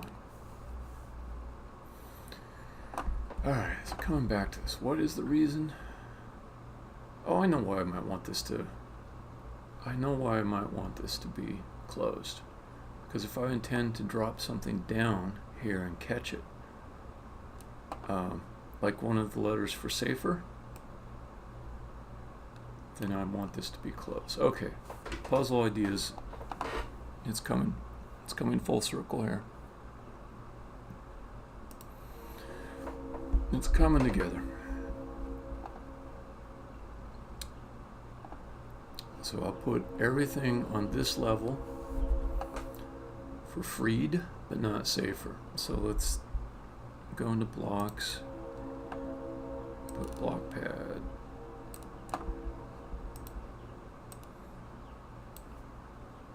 So I'll put an F, an R, an E, which will be stacked with 2, and then D. So I just need really 4. Okay.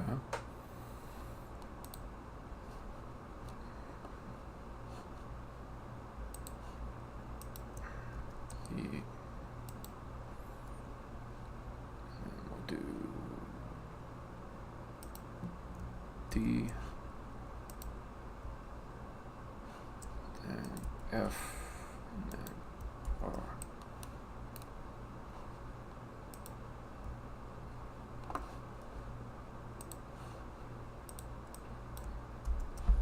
Okay, so those. Then let's drop some blocks down top of them.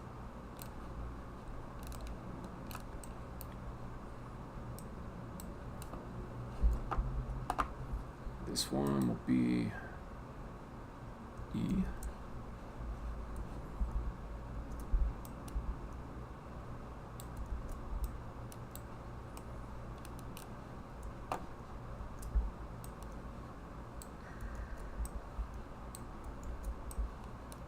Okay, this one's F.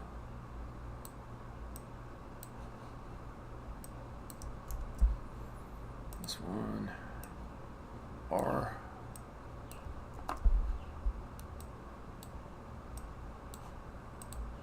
And then D. Okay.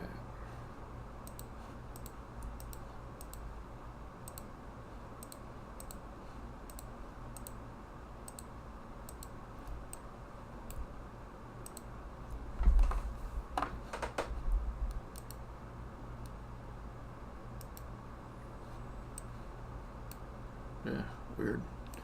Okay, so then let's see, let's get that.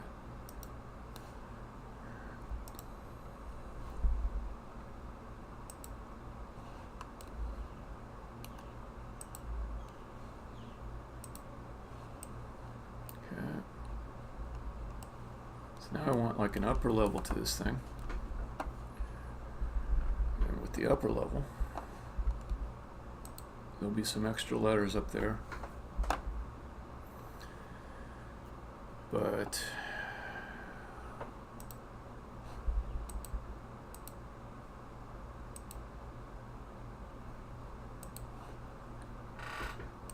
if I just drop them down without putting freed in, it will drop them down to the spikes.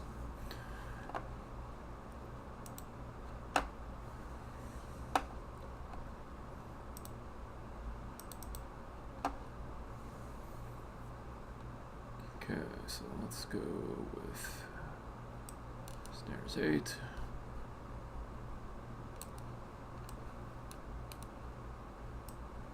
Yeah, I always forget to switch over to this object selector. So I need both of them. The object selector is for just moving objects around, and the surface selector is for extruding things or lengthening things. So if I want to extrude the edge of this, I can pick the surface selector and then pull it out like this. And I think I might make a little decorative corner. Whoops.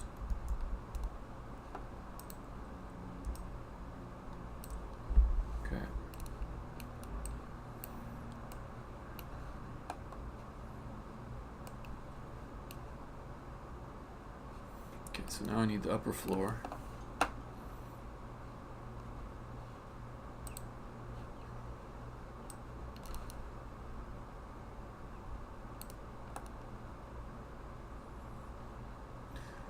So I'm considering if I make like a floor that's kind of close here, it's going to be annoying when the camera goes in and out of the when it ducks underneath the ceiling that I'll be adding here. So instead of creating the ceiling here, I'm going to go up higher. I'm going to put the second story way the hell up there this time. So let's put steps over here.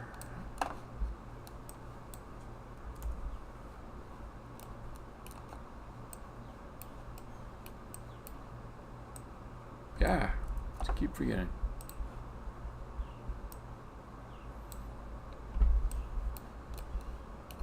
Okay. And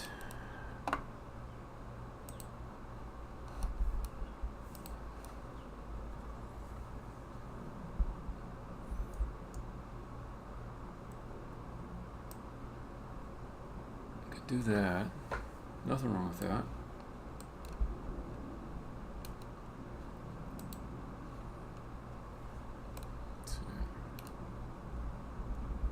Yeah, I think that's a good way to do it. So pull this out some more.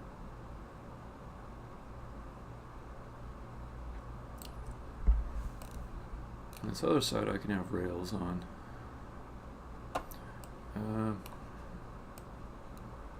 Alright, so that's plenty high to make a floor with. It doesn't make the camera duck down in an annoying way.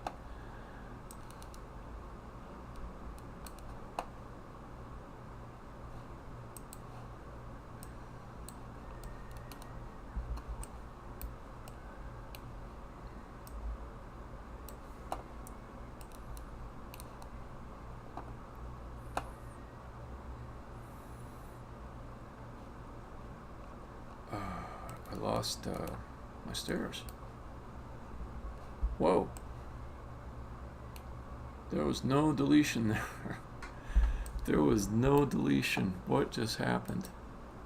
Okay, they're there. They just weren't rendering for some stupid reason. Okay, save. Block 7, save.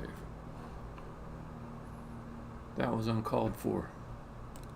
Don't know who I'm upset about. Upset towards regarding that.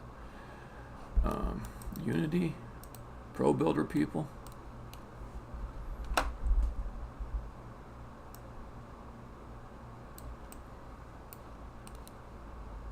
Okay, 3.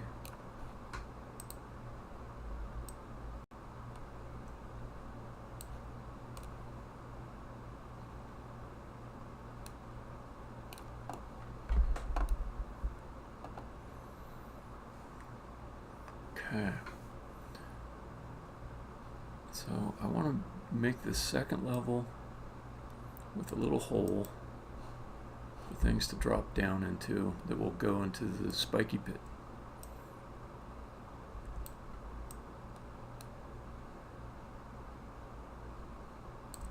Do I have that lined up right? Sometimes it's good to use this isographic view.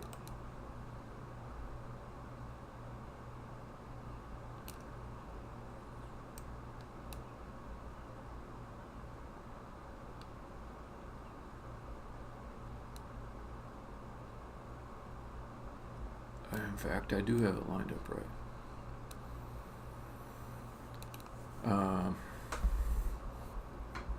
Yeah. Okay. So if I just continue, I don't have to make a hole the same size as the one underneath. I can just make one that's kind of close to it.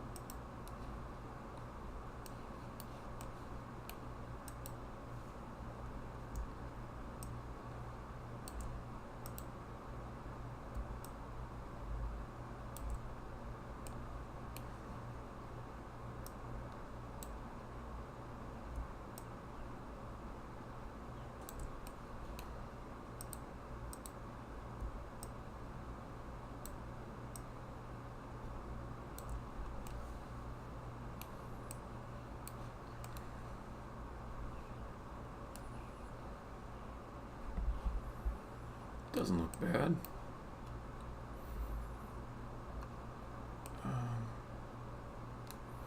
I know one thing I could do that might make things more interesting. I can add like some columns going down.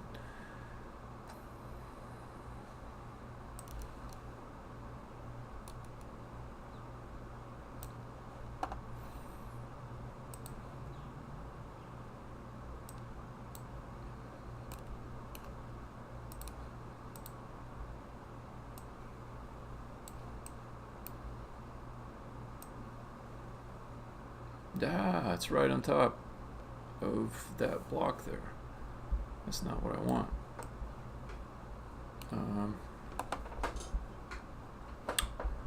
Well, I can just move the blocks. They're not in a precious place.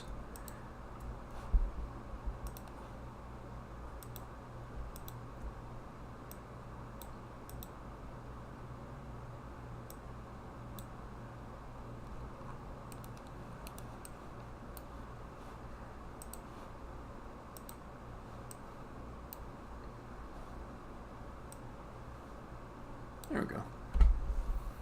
And to give the illusion of a structure that needs some kind of support for its weight, I'll make another column off over here. That's fine. And this also gives me like some extra geometry for these blocks to bump around inside of. So it's not just a simple square. Okay, and then I think I might just do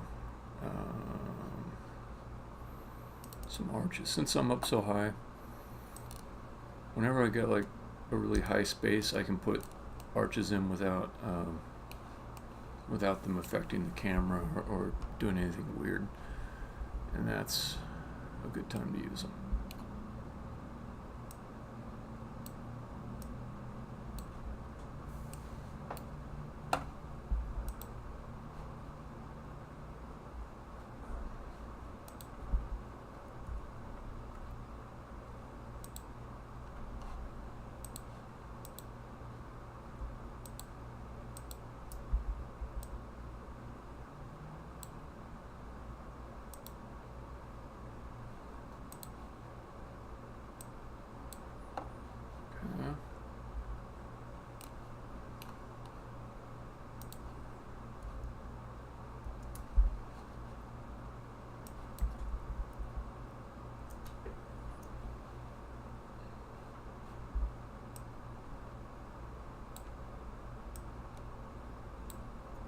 Oh yeah, that looks cool. Okay, then let's move this in a little bit so I can put the arches in. I like arches almost as much as steps.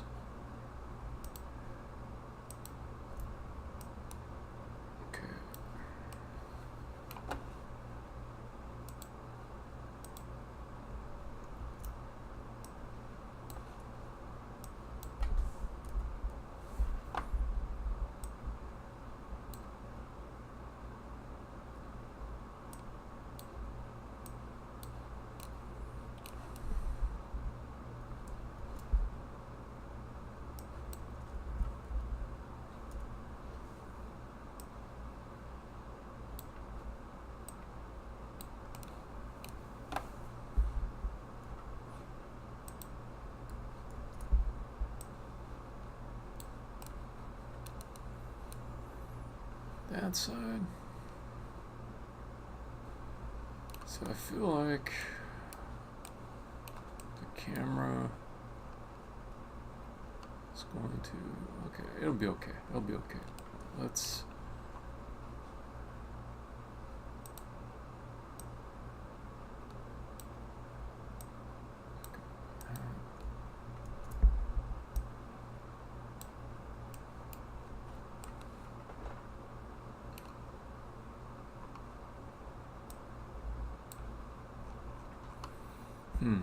We'll see what the camera does with that. So it might.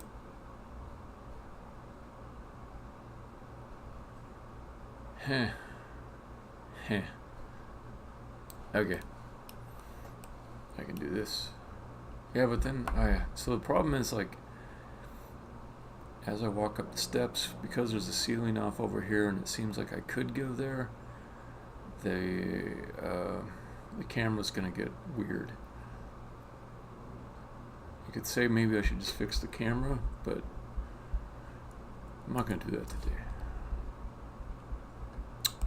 So let's do like another wall type thing to just block that off.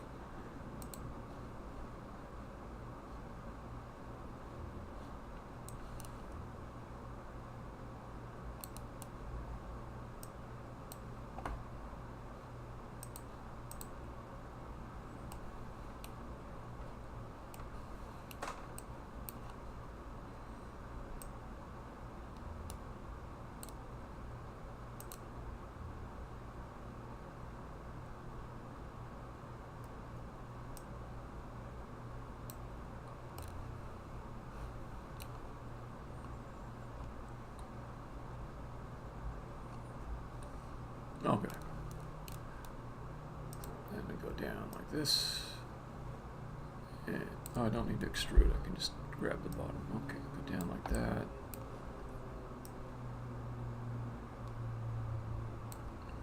Okay. And I kind of like not having an arch there. So if I just take this edge and pull it out, I think that makes me happy. And let's put that there. Let's fill in the spaces so I can get just a nice flat floor on top.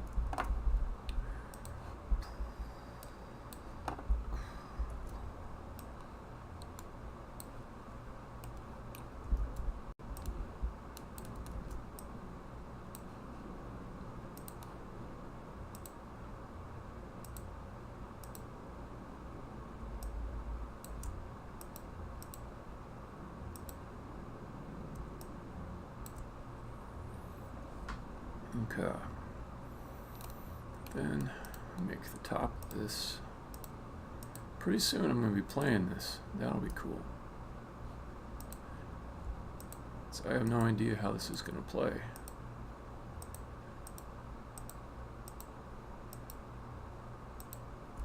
Been fiddling around, just making sure all the basic stuff is there and getting the cosmetics right. But I'm actually looking forward to trying it out shortly. I think I'll forgo putting all the guardrails on. Well, I do need some just to be able to position things. Okay, let me see. What?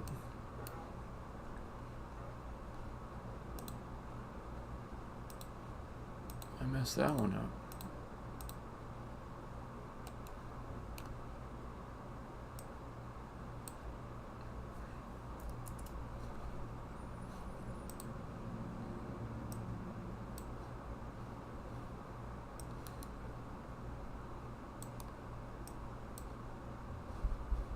Did I mess that side? No, that's good.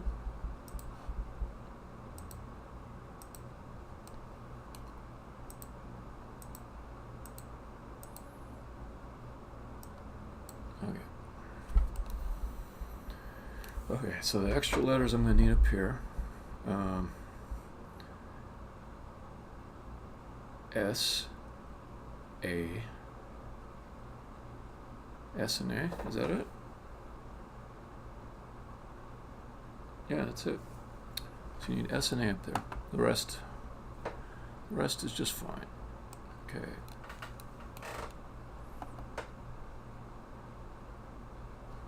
Am I doing safer or safe? I think we do safe. Yeah, okay. So get S up there and A. Okay, blocks. S. A. Block pads. Block pads.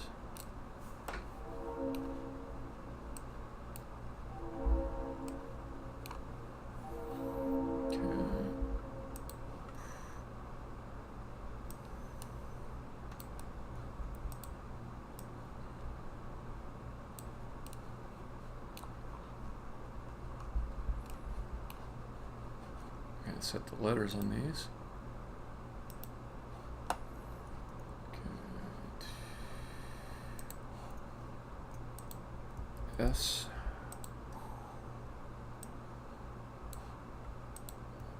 S.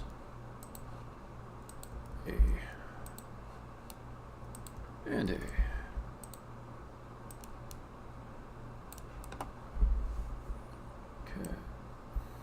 Then the question is, how do these end up falling down there? There's got to be some kind of catch.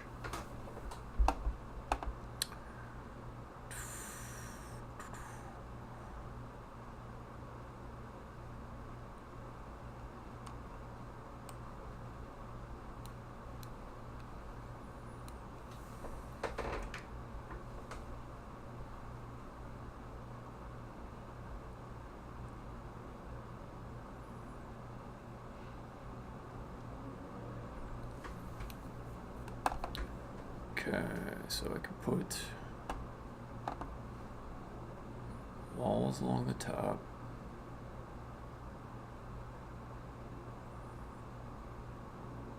You know what I could do? I could put one extra letter up here that I don't actually need. Oh, even better. I could put all the letters for safe up here. Okay, if I put all the letters for safe up here.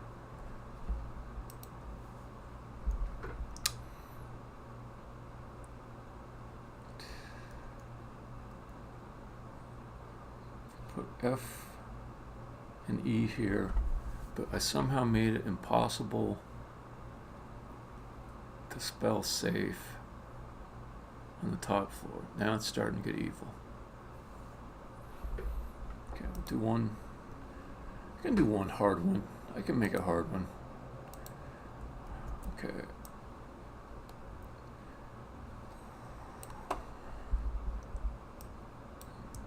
F.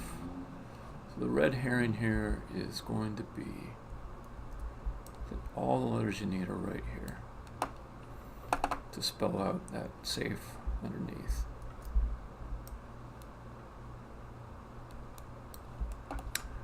But you're not supposed to spell it up here. God, that's so... Okay, I'm gonna make it that way just to start. I might make it simpler and easier as I go. No, you know what? I gotta zero in on making puzzles that I actually want to go into the game. And a really super hard one is not what I want, even though that would be fun to make. So I'll take out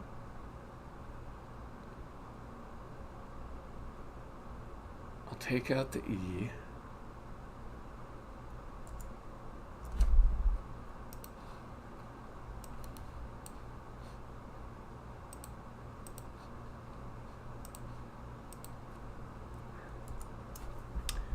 And then it will be clear that it's necessary to use letters from beneath and that you need to get them downstairs. Okay. And to do that, you would have to use the F to position the other two so they fall down. Okay. So let's go with wall.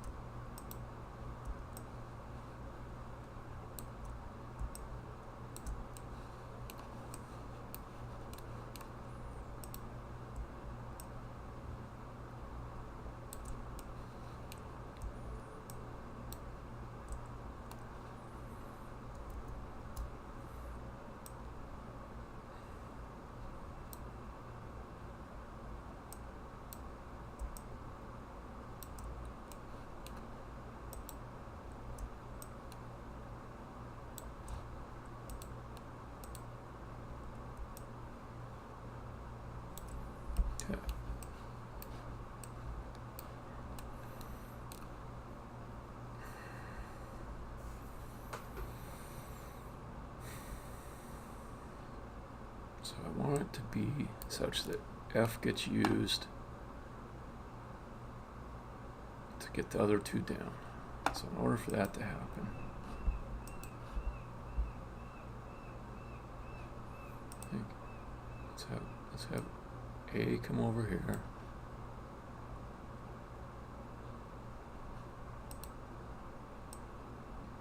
Okay. Okay, so then A is there. F will be here. Need a block pad. So if I push A there, then I can also push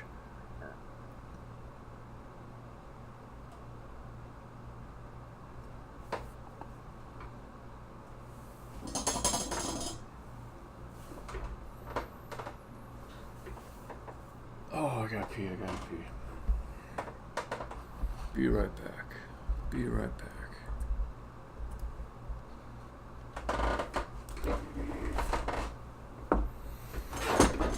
Oh yeah. 2 minutes tops.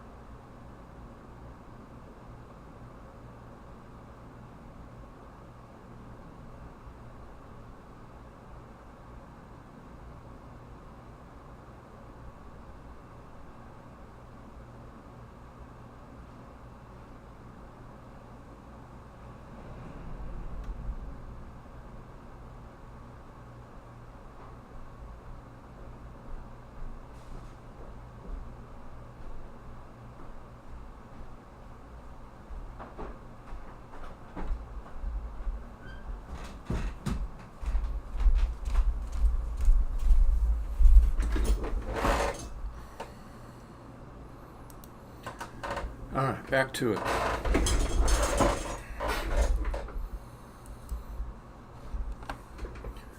Alright, so if I have, I shouldn't make this that hard.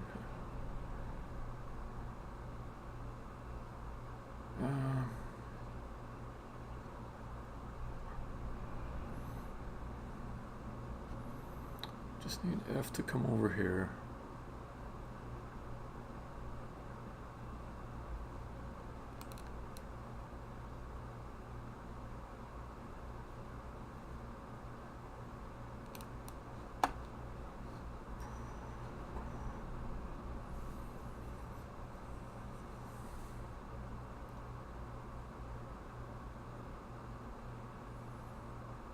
I know it'd make it not too hard, but kind of something.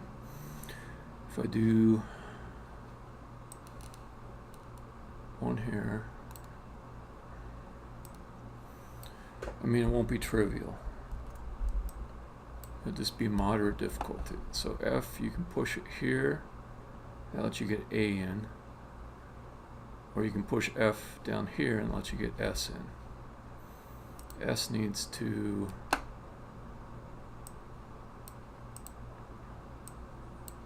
there.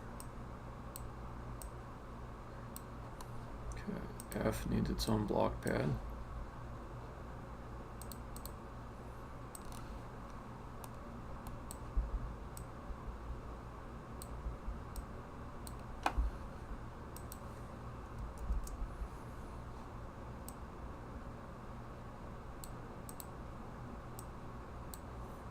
Okay.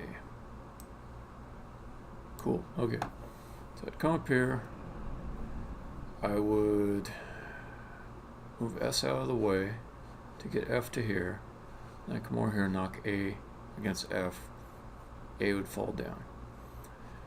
Then for the other one, to get S below, or sorry, to get A below, move A out of the way, or it's down there already, and move F down here, and knock the S. Okay, then I gotta think, is it possible for F to fall down beneath? If it is, then the issue with that is it would not be able to come back up top, so that would make the solution unsolvable. And I don't want you to have to restart the level in this game. I'll design everything to avoid that, even though it will be possible if you really need it. So I could do that by changing this to a different letter. That kind of gives up the idea of fooling the player briefly that they have to spell the word up here. That's fine. You know what? I'll just change this to a blank. Because again, I'm not trying to make this the hardest puzzle. I need a good number of moderate difficulty puzzles. Going after for stuff more like Portal than Draw It. If you know those two games. I bet you know one of them. Okay, so that would give me an ability to move S and A down below. Once they're down there, I want them to stay down there. It's just too annoying for a user to have to keep knocking them back down when they screw up. So that'll be... This is another clue to the user that they're going to have to move S and A down. Okay, so S, and then A. Alright, then let's get some rails against the bottom floor.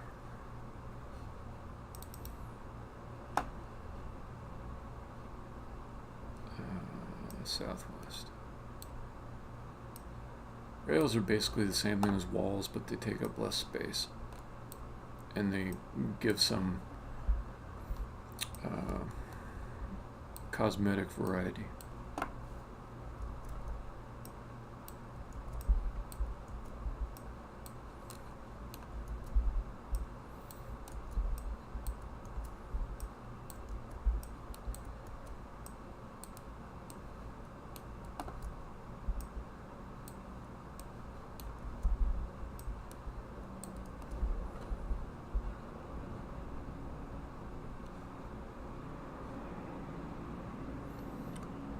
Play this pretty quick. Whoops. Southeast. Rail southeast.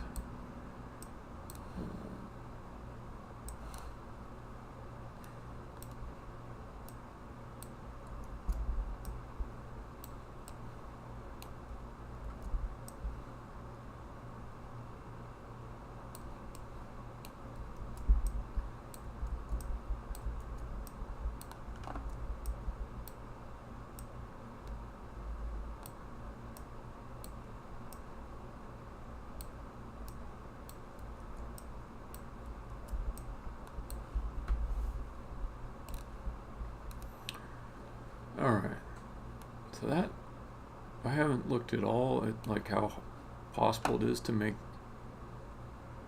words with this. I'm inclined to just try it out, just to see where I'm at with it. Oh, I'm missing an egg. I should put an egg in this thing.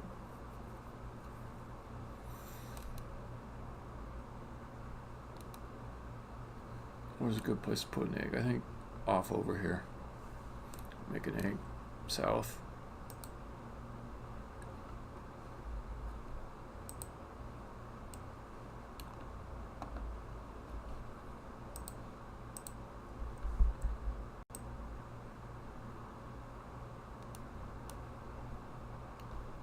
Yeah.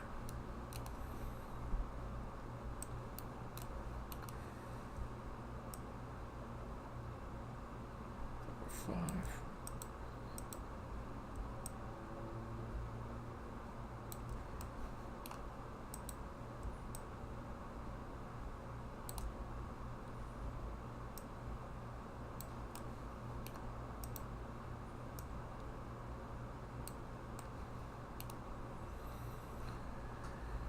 Okay, drop that egg. Drop that egg.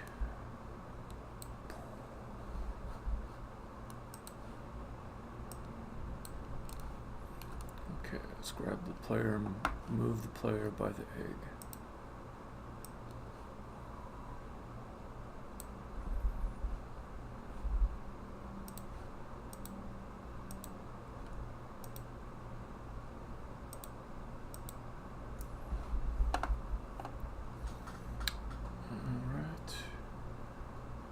Set that to floor. Yeah, level design is fun.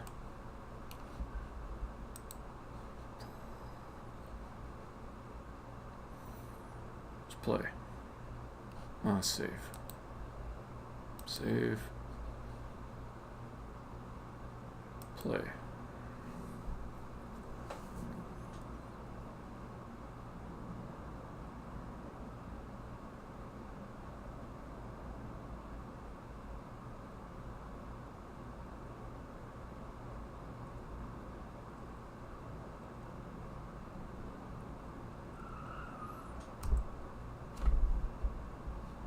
Something didn't work. Some kind of problem. I'm guessing I didn't set the ray casting bounds far enough to pick up this little thing off over here. So let me check. Yeah, outside the bounds of the array. Okay. So new shape. Build a cube for measuring. Okay. Yeah. Back up. Okay.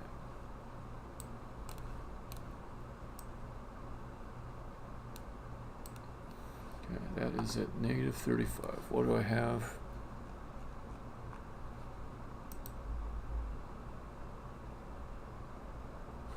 Oh yeah, I still got this stupid thing here. Okay. Let's go with 43. 43. Right. And try that again.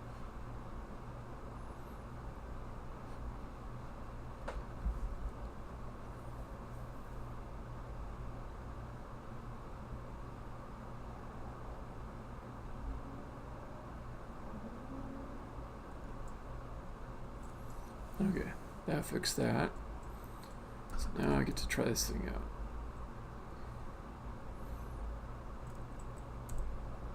Just dropping down should kill me. It does.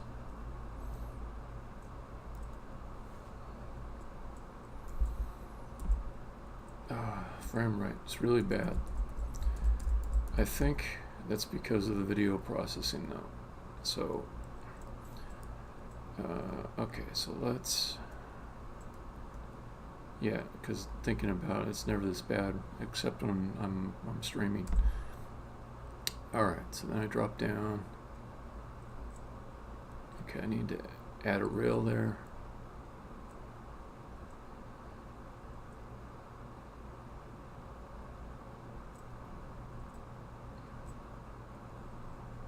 That's fine.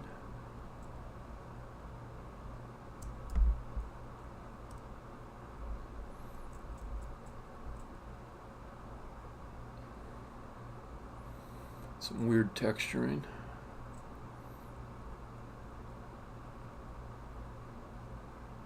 God damn. Okay.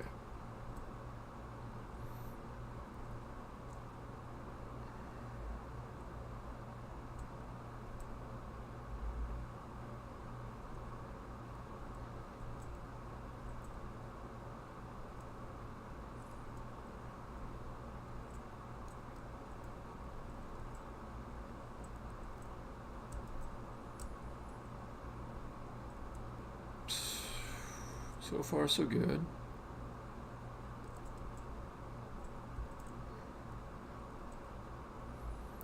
Then, so it fell down the hole, which is good. And then it hit spikes, so it should respawn.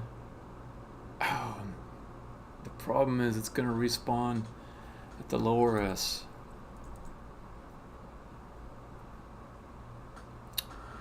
Dang it.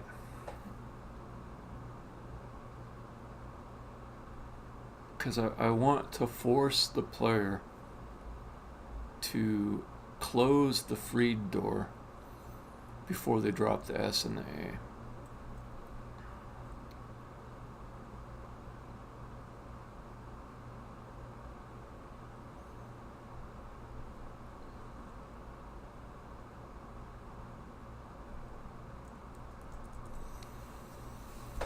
Huh.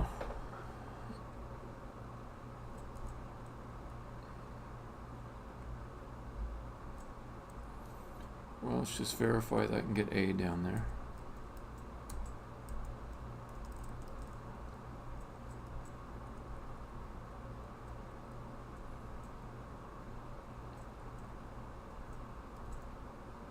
Okay. So it's down there. I didn't want it to be down there though.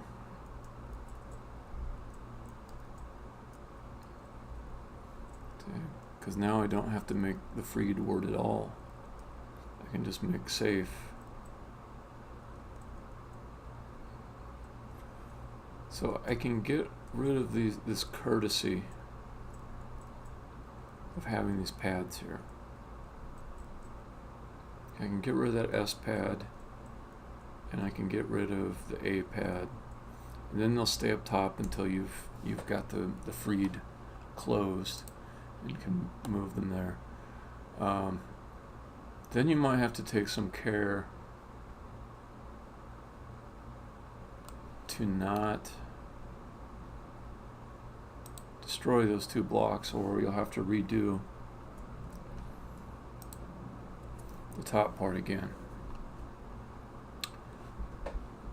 I think that's probably okay. So let's make sure that the solution works. I'm going to avoid messing with any cosmetics until I've got the solution working.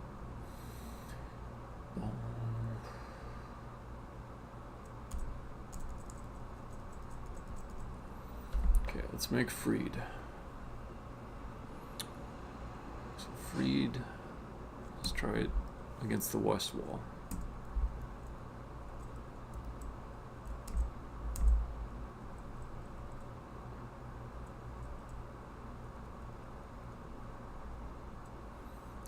I can get the R's pretty easy.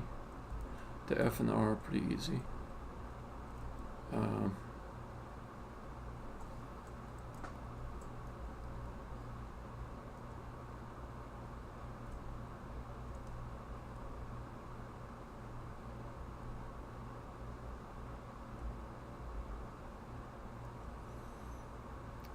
The E.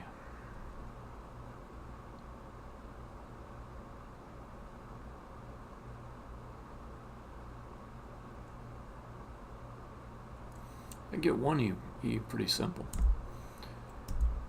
just by making that happen. That's not bad.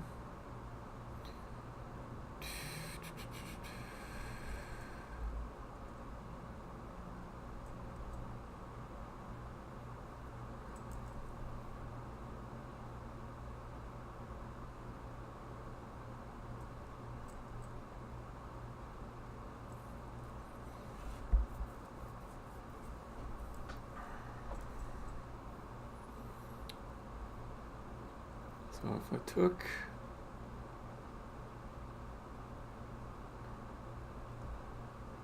took out the F I can always get in place again. So take out the F.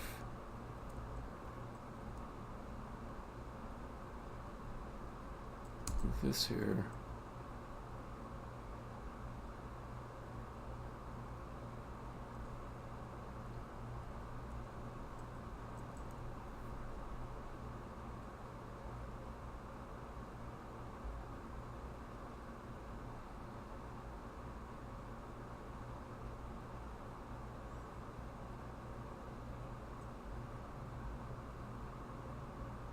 Oh,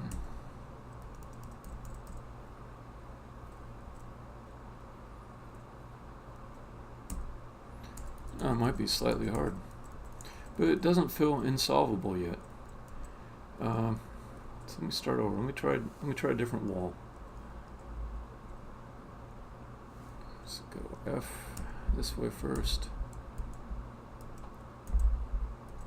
Okay.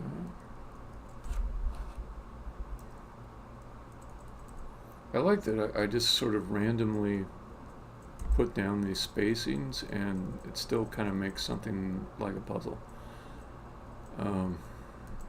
that might even be solvable. Basically every time that I've just threw a bunch of blocks down the level, it kind of made something good, which is what I call emergent puzzle behavior. And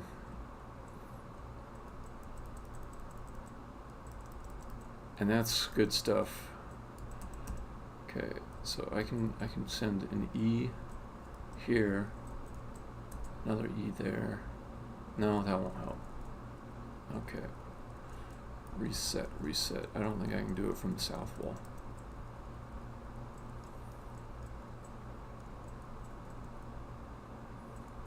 Okay, what about east wall?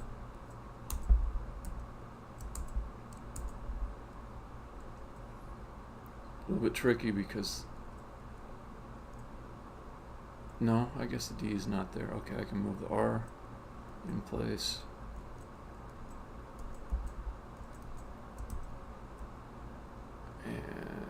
And it's these E's that are getting me each time. So maybe the E's are not solvable.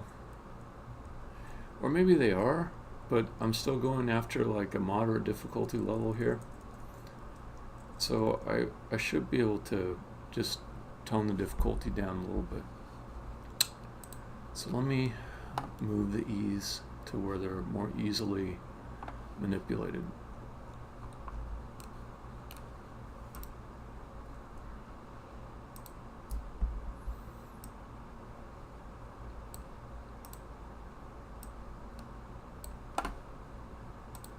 All right.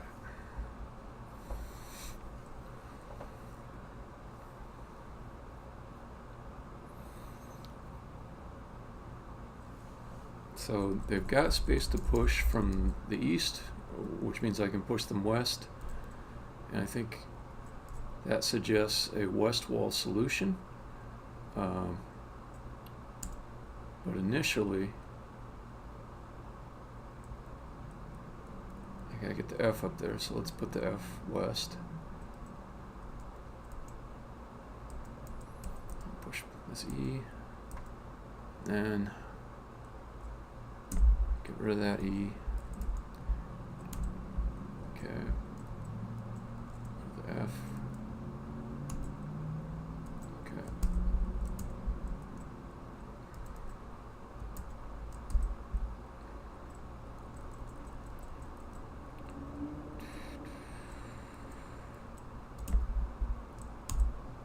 Okay, so this is definitely looking easier. This might be the right level of easiness I want.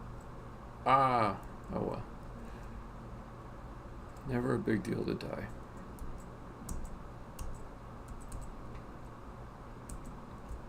Except when my frame rate is slow. That's alright. Okay.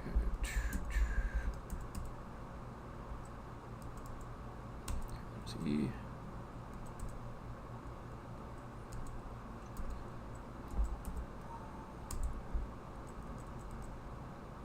Okay, D. What about that D? Question is, how do I get it underneath the E?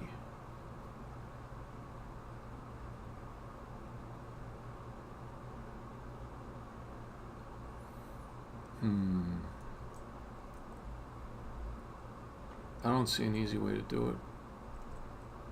I'm trying to make an easier puzzle, so let's just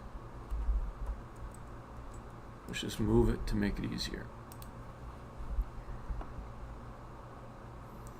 There's plenty of room to make hard puzzles too.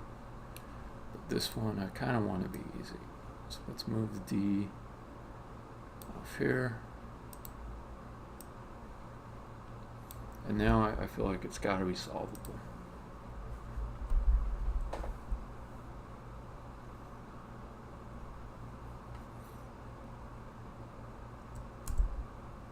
Okay.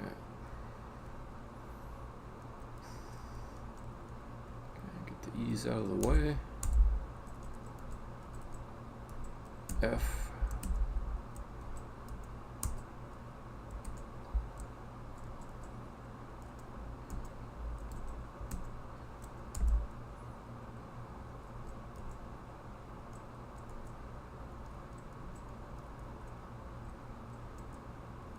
Okay, I can reset the E.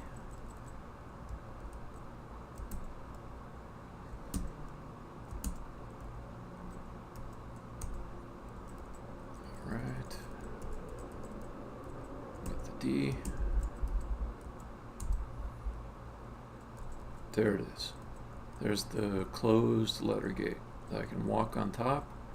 And also, I can drop my 2 blocks from up on the 2nd story, or 3rd story, I guess, down onto it. So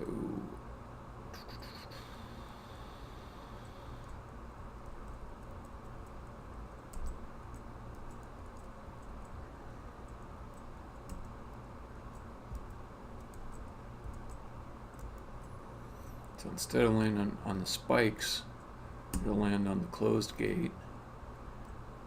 And let's get the S down there too.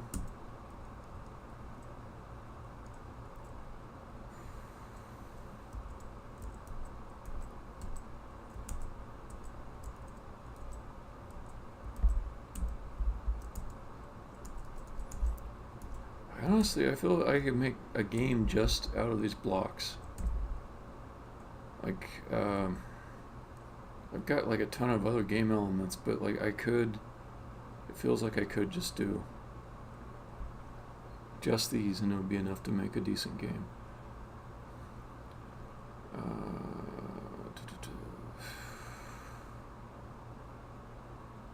So what I don't want to do is destroy either the S or A, because I'll have to go all the way back up the top and redo it. And if I do that, yeah, that'll be a pain. So let's be a little bit careful. And I don't want to ruin freed while I've got S and A on top of it.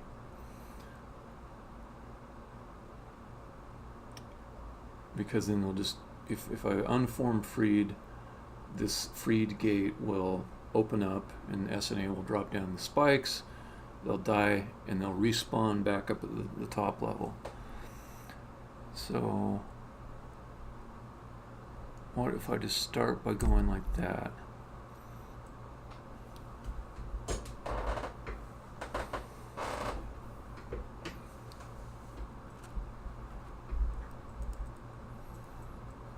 Can I solve it with that?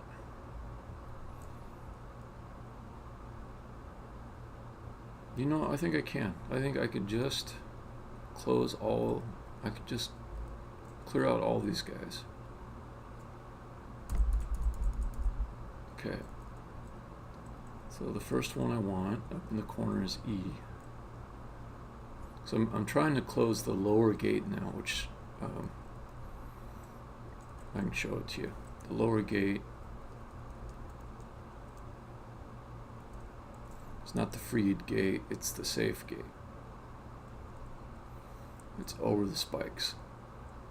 So if I close that, then that will let me drop down and exit out.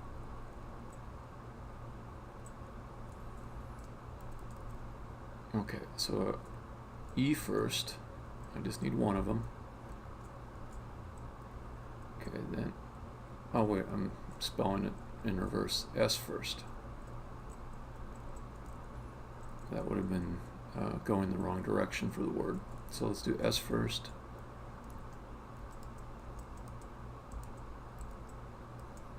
Okay, Yeah, this is coming together. A.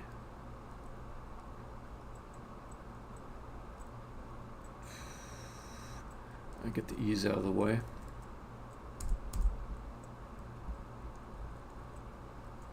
F.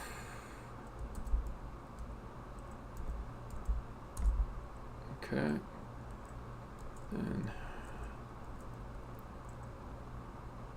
just get one of the E's to reset, and I will be safe. Alright, so there underneath you can see that gate is now closed. So I can drop through the open freed gate onto the safe gate, and from there just walk off to the exit. Okay, so now I'm just going to tighten up the cosmetics, and this level goes in the done pile. So, things I saw. It's this weird little patch here. I see what I did. Okay. I stretched out the archway, and it gave me a weird texture on the side, so let's just fix that.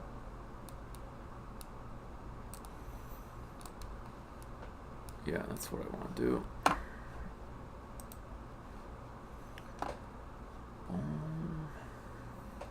Yeah, I think maybe another 15-30 minutes, and I'll probably wrap up.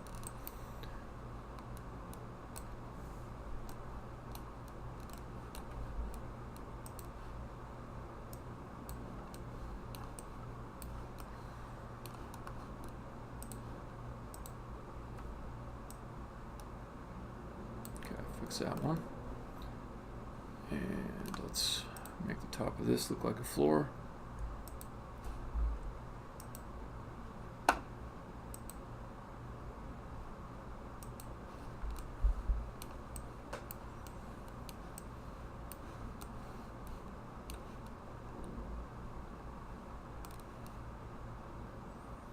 Let's add some rails. I'll also get this.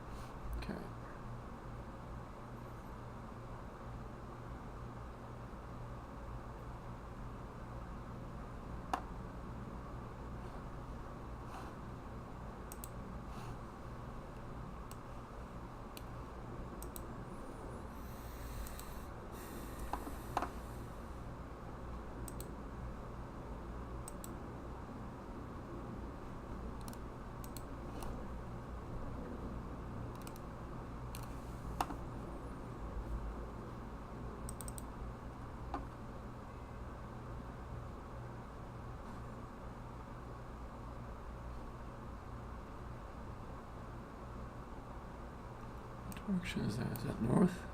So it's north.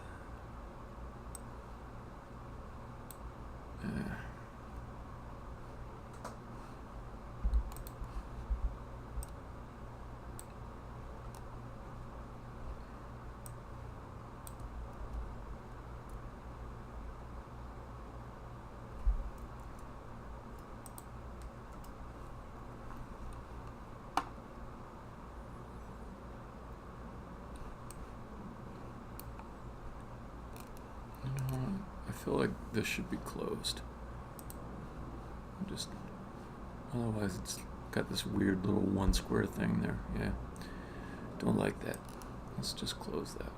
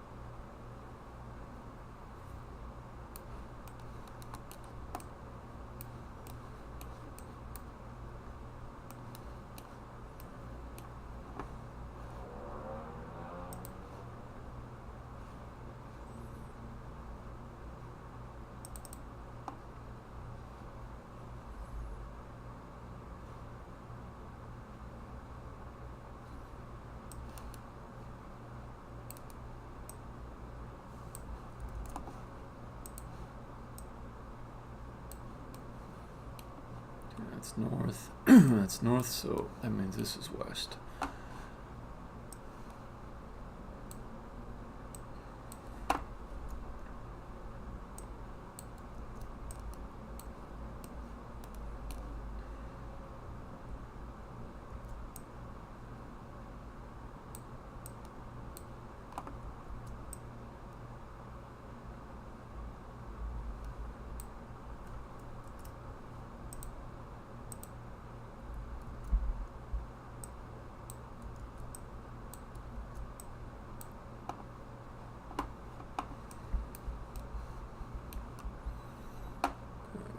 Southwest.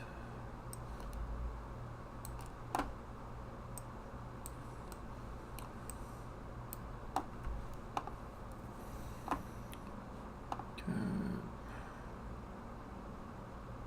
I've got double rails. Oh, no.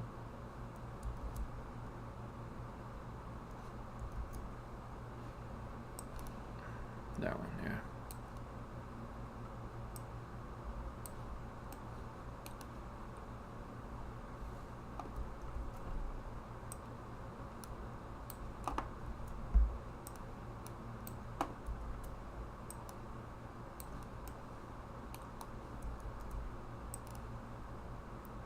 Rails just look nice to me. Like, I don't need them from a gameplay standpoint, but I just like how they look. It's not that big a deal to just let the player fall off into infinity. I feel like I should have some places where it's possible for the player to do that, just so that every time I have some railing that isn't present, it's not a screaming clue that you're supposed to go that direction.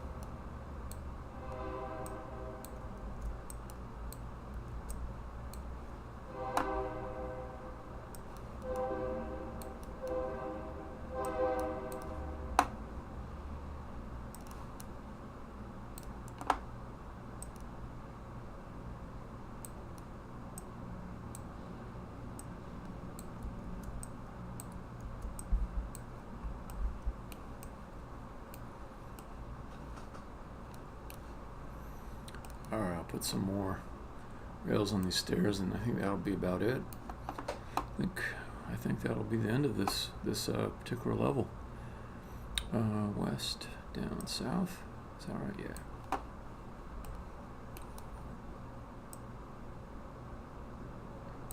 Yeah, I could do the double rails.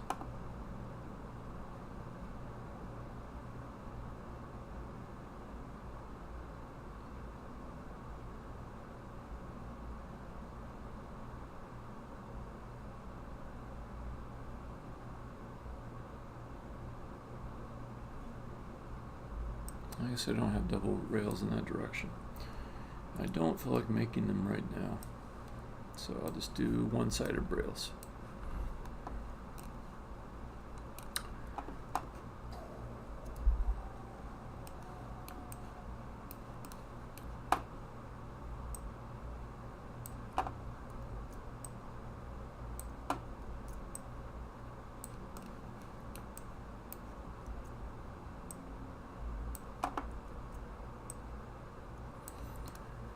do look forward to getting some more cosmetic stuff to add, like some good pipes or weird grandfather clocks, or just some cool stuff to add to this.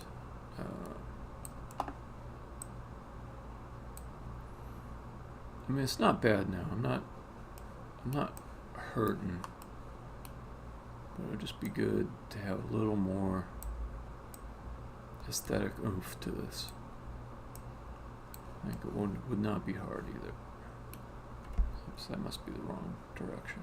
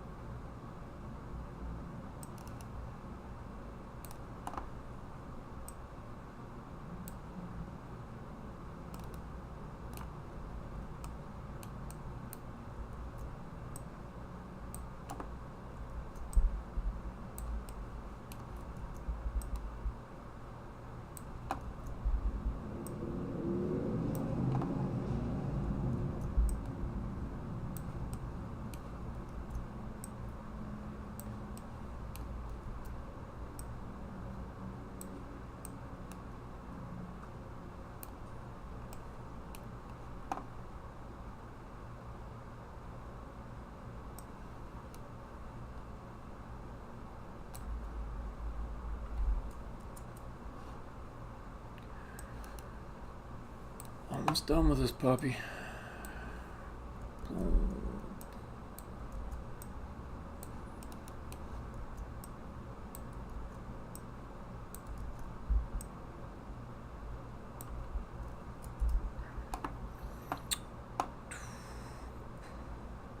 I think I might want to nerf that exit area down there too, just because it would be really irritating to die when you're down there.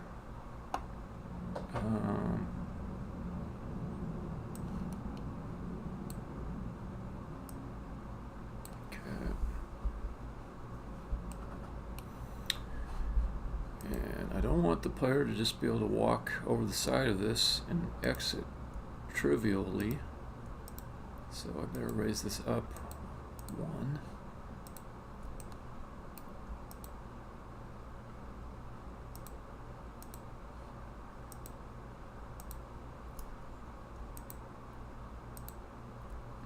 Let's try that. Yeah.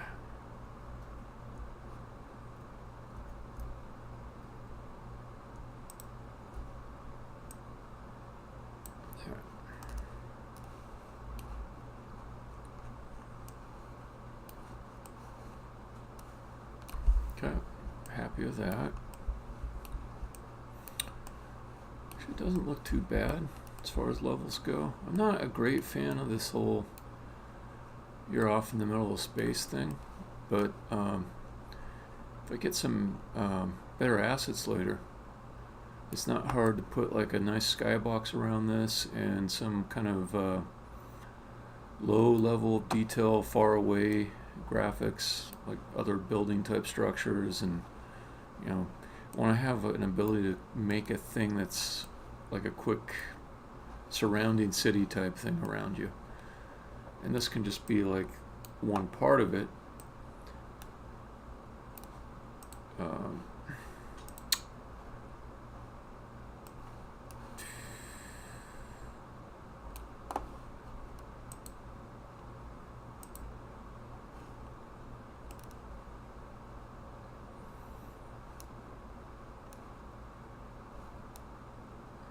Okay. All right, get my rails on this. I suppose. Yeah, let's clean that up. Okay, so let's take wall, put it here.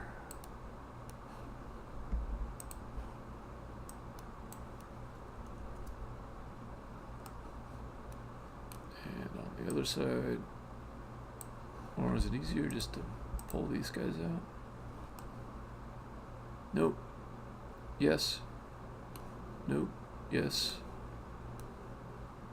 Yeah, I think it is. Yeah, just pull those guys out.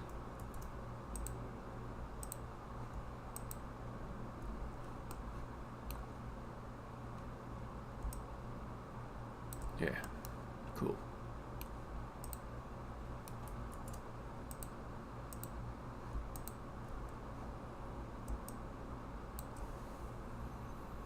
Alright. Rails on the exit. Nerf it up.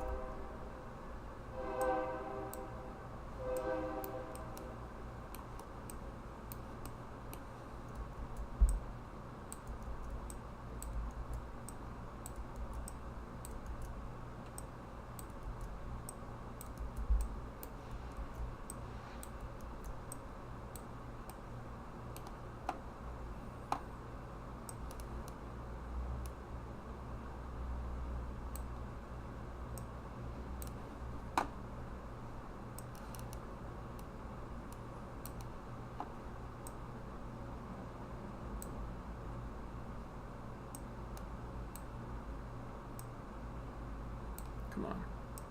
Just go down. There you go. Southeast.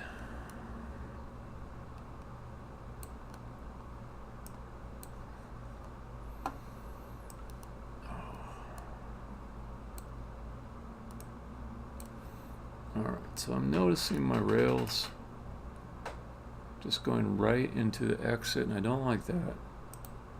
So instead of having that look really ugly, let's just,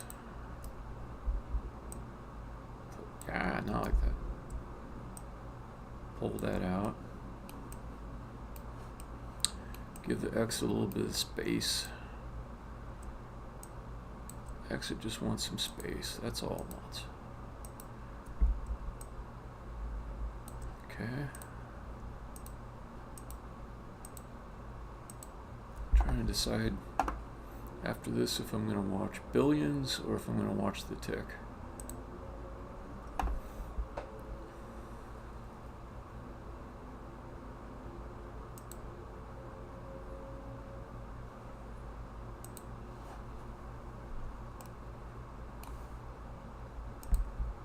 Alright, so then I can just move the exit. Come on. Move the exit over one. Okay, good. Then move the rail.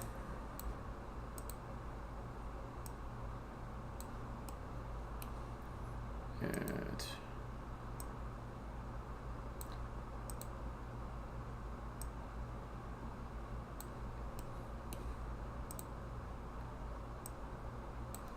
all right.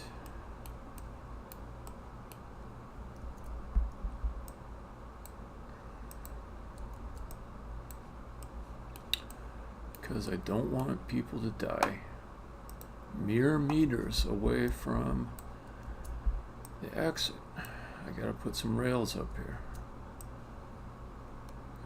Think how much that would suck. You can see the exit, it's in sight, and then you walk off the side and you're dead. You died. You gotta do some stuff over again. It's not that bad. You would not restart the whole level. You would just, your position would go back up to the birth egg, and from there you just navigate down to the bottom again. But I don't know, it seems like this is a little bit nicer.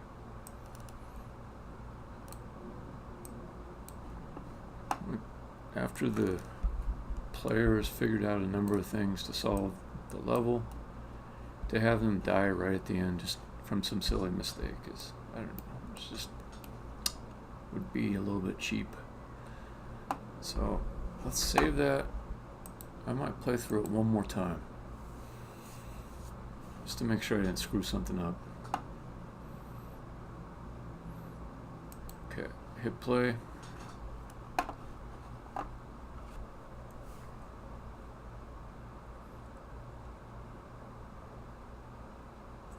Come on, you're gonna play. You're gonna play. Alright. Bad frame rate. Bad frame rate. It's not the game, it's the OBS, it's the streaming. It's messing it up. I like to tell myself that. I'll see for sure after I stop streaming, but okay. So I know it's pretty easy to get freed against the west wall. I might try it against the south wall just to see if that's like a alternate solution.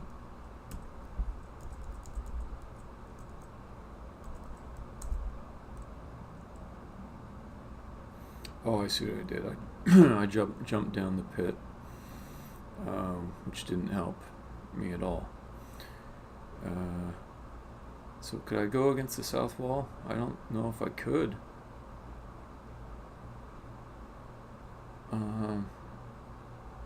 No, I can. I can. Just have to start out like that. F go there.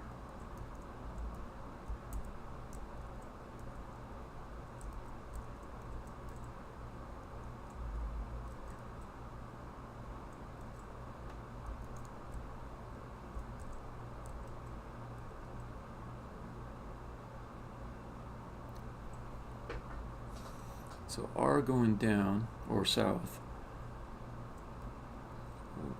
we will go too far. R going east gets blocked from going west. I can send it west. Let's send it west.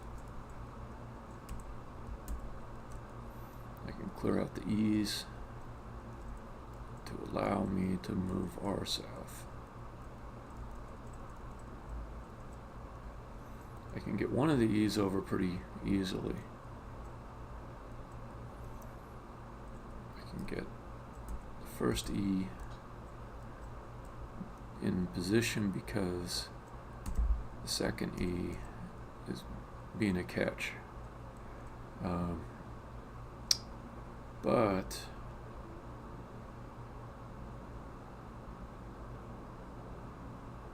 this other E, I don't know how well I can get it down there.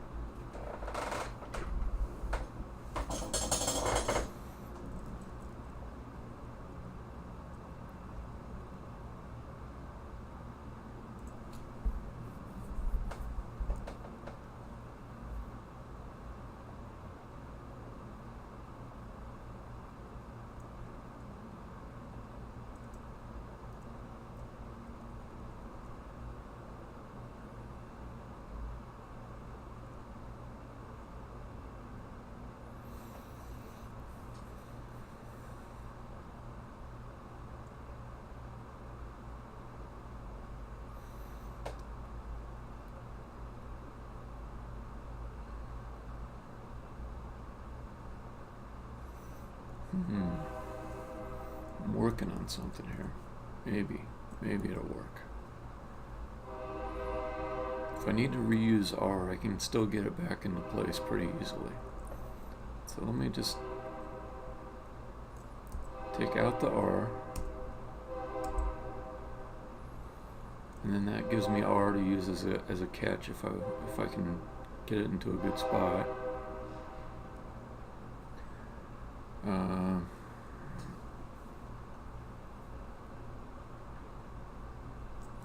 So yeah, I can take R, put it here.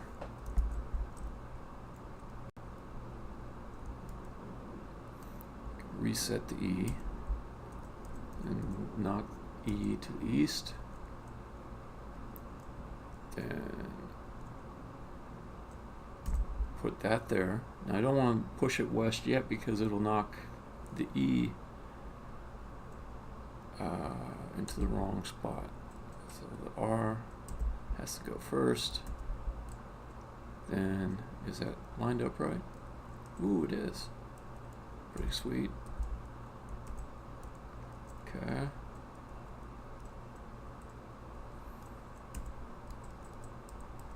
So that's like a harder solution than going against the west wall.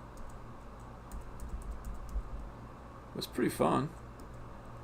Like if I was going to make a challenge like we do with Drod, I would say go against the south wall instead of the west.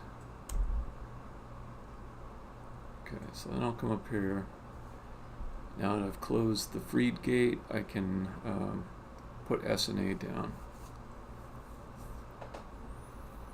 I think S and A will always end up in the same spots. Not true. Okay. Well, I guess the obvious placements will always be the same. So if I put the blank block here, S will go there. If I put the blank block in the other location, A will go there.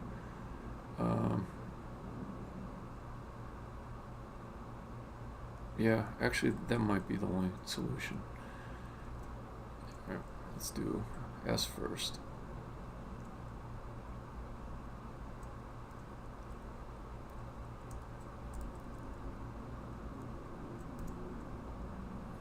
Okay.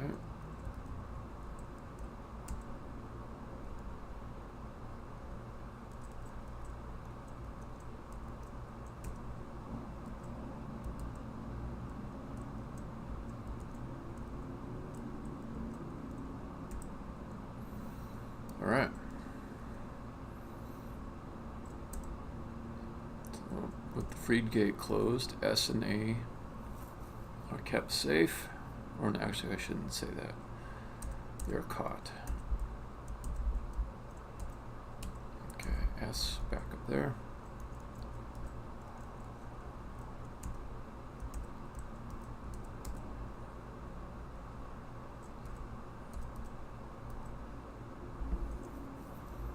All right, let's reset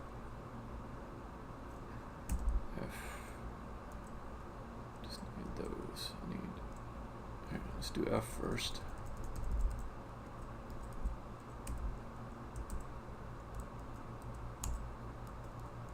And one of these.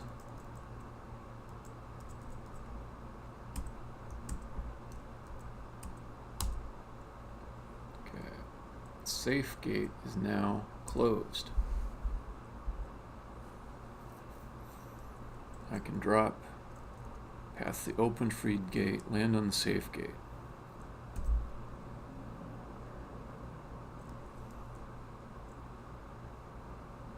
Ugh, that's bad camera movement. Okay.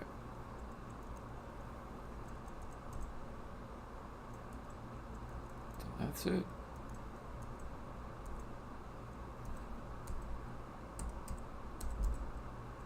Wow, pretty cool. I like that level. I like that level quite a bit. Alright, I'm going to wrap it up here. Yeah, so for anyone who is just watching the end of this and wondering, what the hell is this thing? So every Sunday, 3 p.m. PST, I do a similar type of game development activity, which is not coding. It will tend to be demoing or level design like you've been watching.